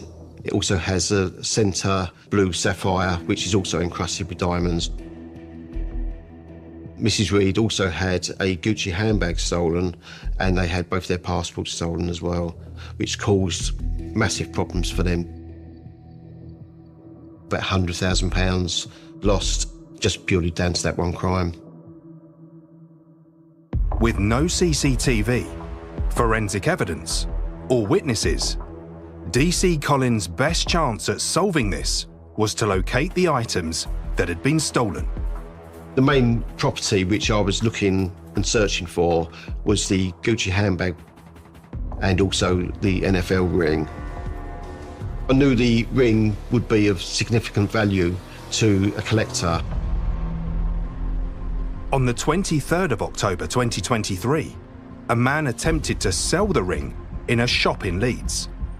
Police were informed on the 2nd of November and were able to obtain CCTV footage that offered them vital evidence.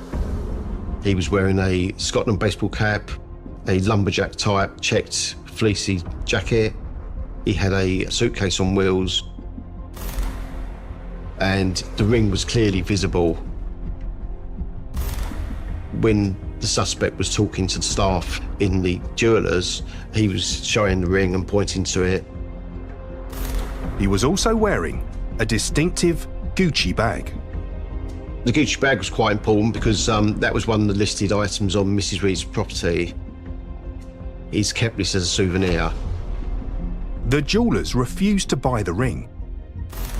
He goes 2 doors down to a pawnbroker's and he attempts to sell the ring in that shop. They also declined to purchase it. So he asked the pawnbrokers if they can dismantle it, take all the diamonds and the sapphire out. They agreed to do that, and the pawnbroker takes the ring back to the jewellers and they dismantle it. It was a bit disheartening, really, because we were hoping to recover the ring intact. The police still had to identify who the man was and whether he was responsible for the burglary at the hotel. Stolen property sometimes gets handed around, it gets sold on, but the chances are, with him having 2 items, he probably was the suspect for the hotel theft. Footage was circulated to other police forces throughout the country.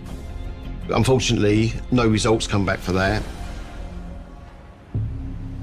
On the 1st of December 2023, another theft was reported at the same central London hotel. I'd been at the theatre with my family and then walked back to the hotel. When I first approached my room and saw the door ajar, I questioned whether it was in fact my room. Upon pushing the door open and seeing the man stood there, I apologised and said I thought this was my room. He held the door open for me and confirmed it was. In this moment, my heart started racing.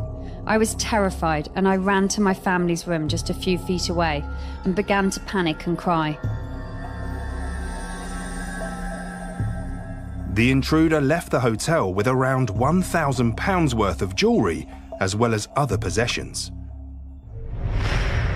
Unlike the theft in the room of American football player Andre Reed, this time the hotel CCTV captured images of the suspect.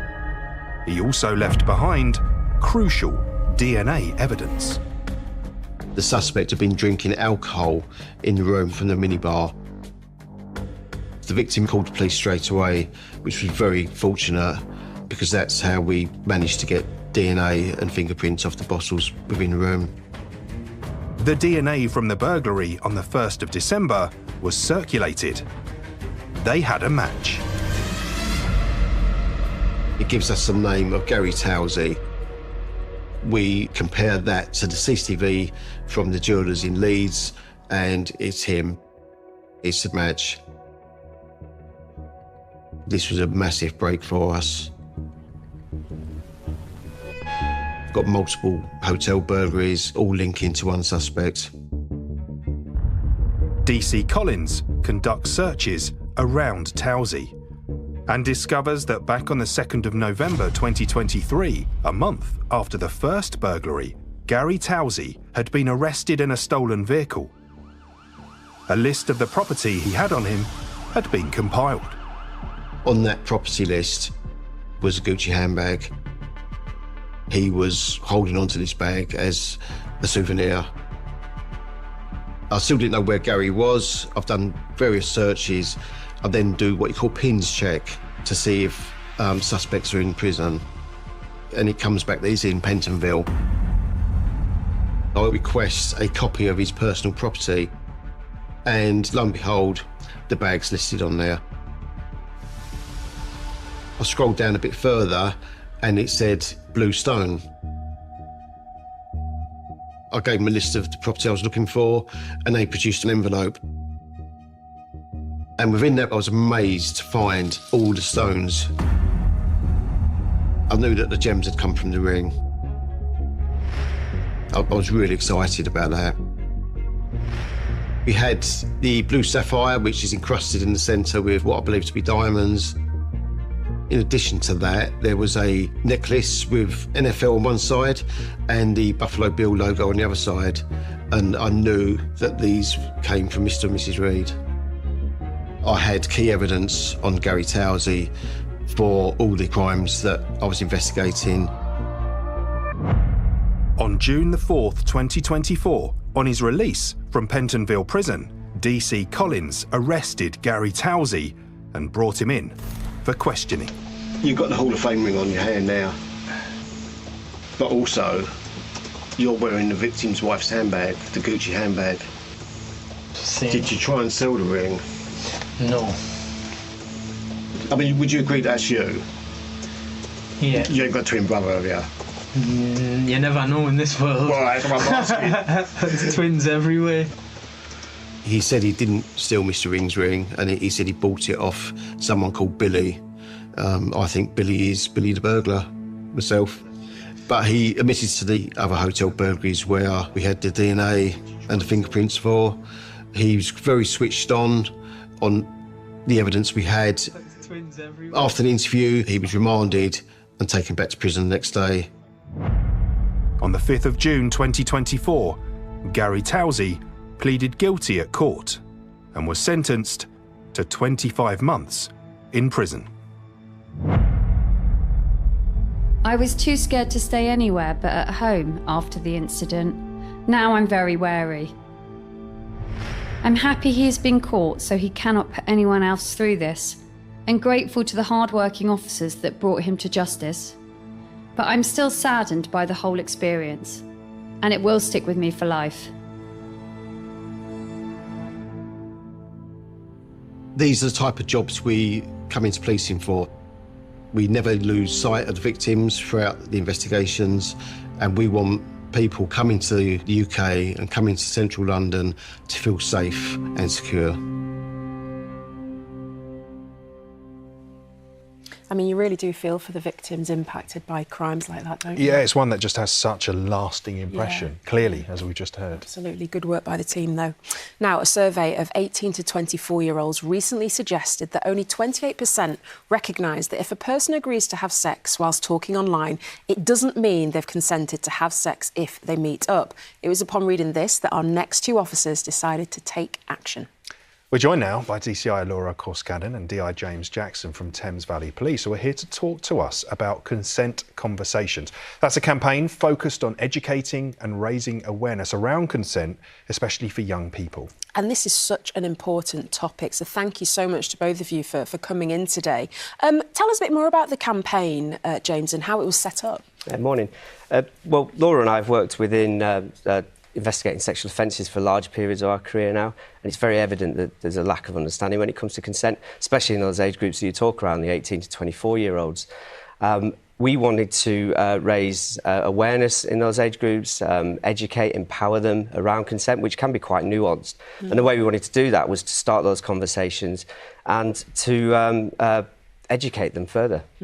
Nora, this is something that's really important for you as well, and was really important for you to get involved with. No, absolutely. You know, this is something that's really, James and I are really passionate about, and consent and reasonable belief in consent is always at the heart of all of our cases. And we found that when it comes to sexual consent, myths and false assumptions persist.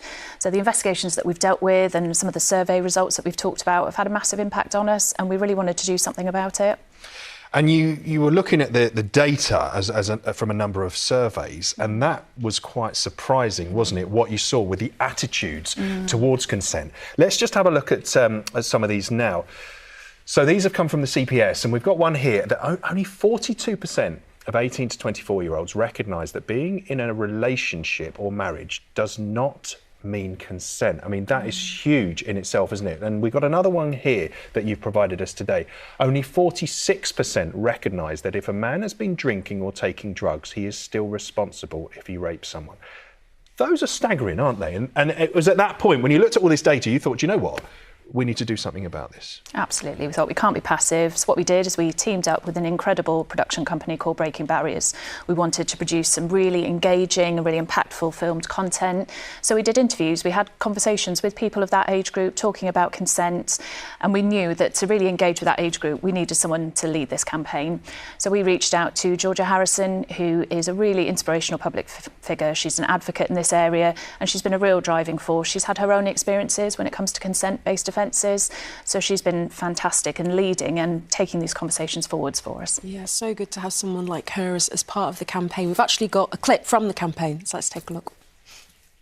Look, so it's pretty clear if just because you've sent flirty messages or sexting messages to someone, you don't have to have sex with them. And if you've even agreed to go and meet someone for sex, you can still change your mind when you get there. Consent is key. Powerful words there from Georgia. So important to just keep pushing that message to people. Were there certain places that you actually thought we want to spread this in this particular area, that would have more of an impact?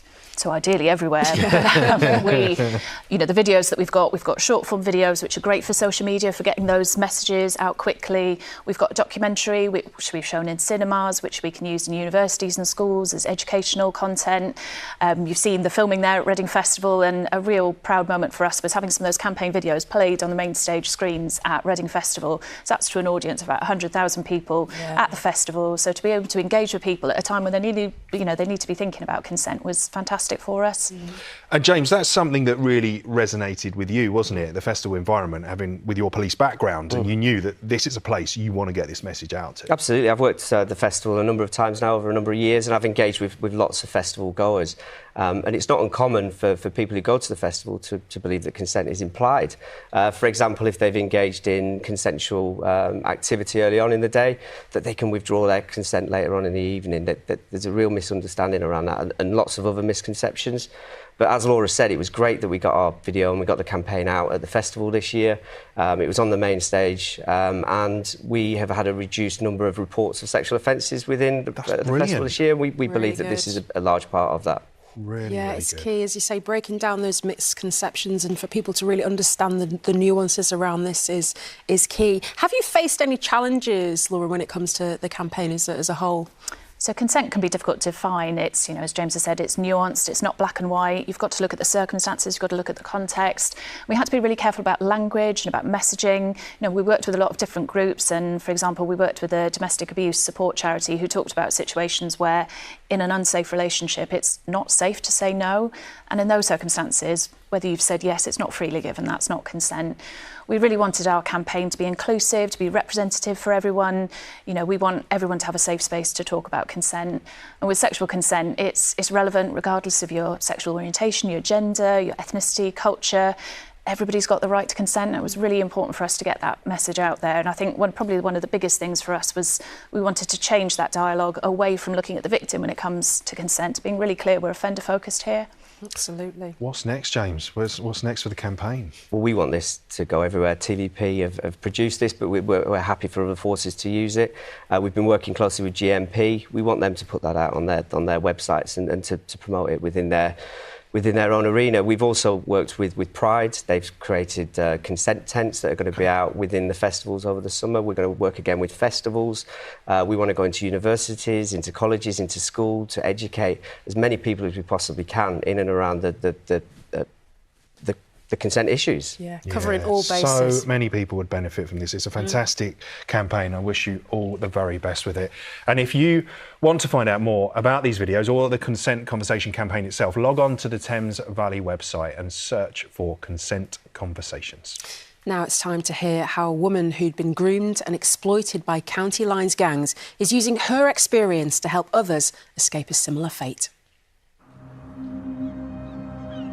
For parents, they believe, it won't happen to my child, when in reality, any child can be targeted. Absolutely any child, doesn't matter their background, gender, age, it really doesn't matter. Escape Line is a charity, and our predominant role is to prevent children and young people being exploited by criminal gangs known as county line gangs. It's an illegal drug business, and the reason they call it county lines is they spread out across different counties across the country. Our predominant service is prevention. We teach children what to look out for and, most importantly, how to keep themselves safe. We are definitely seeing children getting younger. When I first set this up, I would say the average age was around 14, 15. But our actual youngest is 6 years old. Fortunately, that's rare, but it does highlight that they are targeting a lot younger children. As well as an increase in younger children, we're seeing an increase of children that are coming from loving, caring homes. You would not expect them kind of out doing drug running, and that's exactly why they're being targeted. One of our project workers, who does an amazing job for us, was sadly targeted at 15 years old by a drug gang.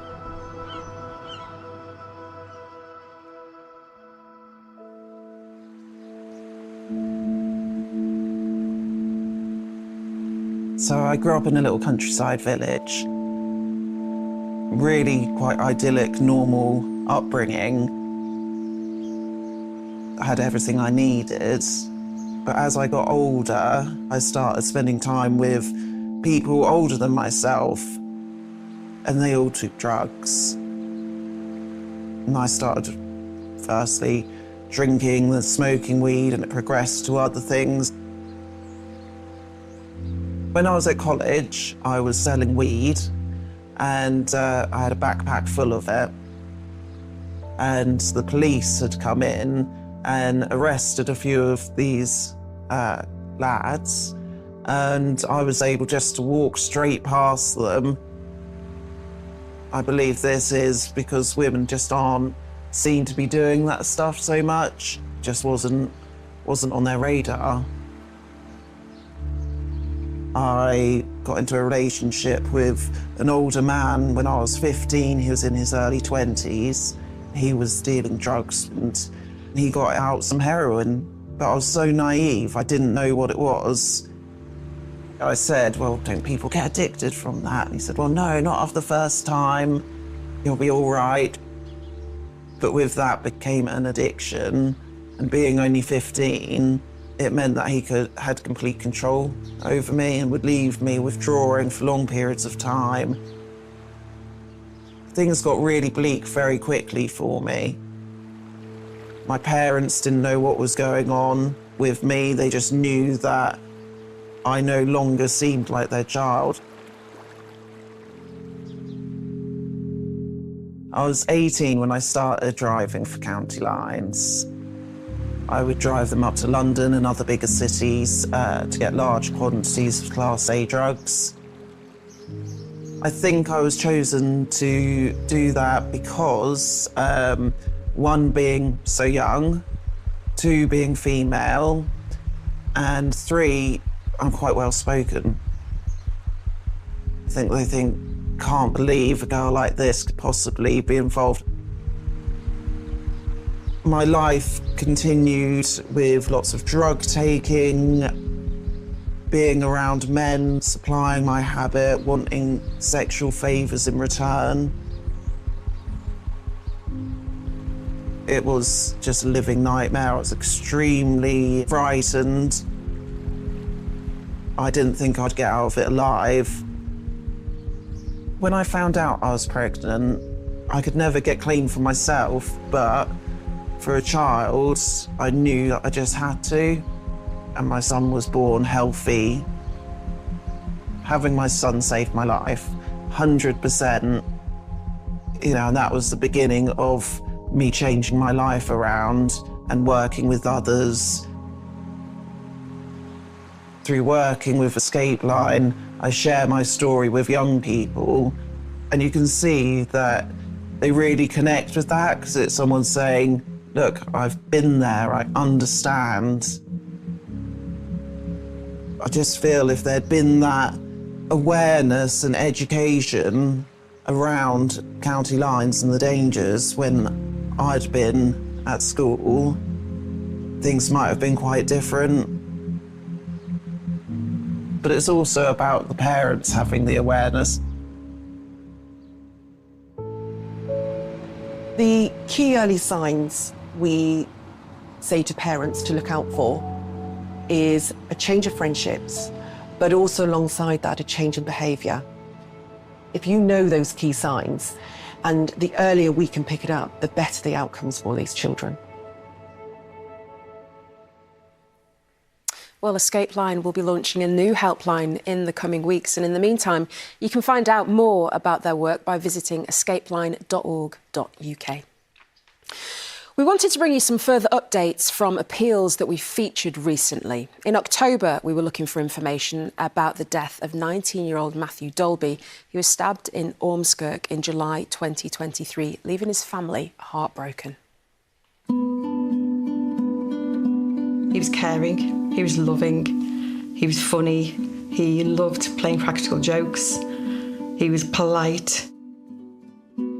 Everybody who met Matthew loved him. He was a joy. He was just finding his way in life, and we were enjoying watching him grow and turn into a young man. And you know, that's one of the hardest things about the situation we're in at the moment. Well, police were keen to trace a man who they believed was abroad. Following the appeal, Thomas Jerez attended a police station in Greece where he was detained before being extradited to the UK in January. He's now been charged with Matthew's murder, and the trial is due to begin in July. Now it's time for today's Wanted Faces. Police in the West Midlands have charged this man, Mark Anthony Williams, with threatening behaviour and want to question him about several other offences. He's 56, has a 1-inch scar on his right knuckle. Police say he has links to the city centre of Birmingham and is often seen near train stations, bus and tram stops. They also say he frequents Walsall city centre and Sutton Coldfield town centre. Next, we have Liam Stokes. He's been recalled to prison for breaching the conditions of his licence. He's 28 and has links to Hull in East Yorkshire and also to Dorset. Or what about Jonathan Hamer here? Cumbria police have charged him with burglary, but he's now gone to ground. He's 39 with a horseshoe-shaped scar on his left arm. He also has a tribal tattoo on his right arm. And last for today, we've got Daniel Kavanagh. He's been charged with conspiracy to supply Class A and B drugs. Cumbria police also need your help to locate him after he failed to appear in court. He's 31 with distinctive red hair and a beard. He has an Irish accent. So, if you spot any of these men or any of the other faces from last week, then do get in touch. Our contact details are on your screens now. Now, I should just tell you, we have had a lot of calls about that stolen jewellery today, and if you missed the appeal, you can catch up on iPlayer for up to 30 days after broadcast. And if you've been affected by any of the issues raised today, help is available at BBC Action Line. Tomorrow, murdered by someone he trusted. We find out what happened to Ian Coots and how a determined team of detectives caught his killer. I've seen many dead bodies in my career, but never one in this condition. This individual definitely had a story to tell. We will see you tomorrow morning for that and more at 10:45 a.m. Bye for now.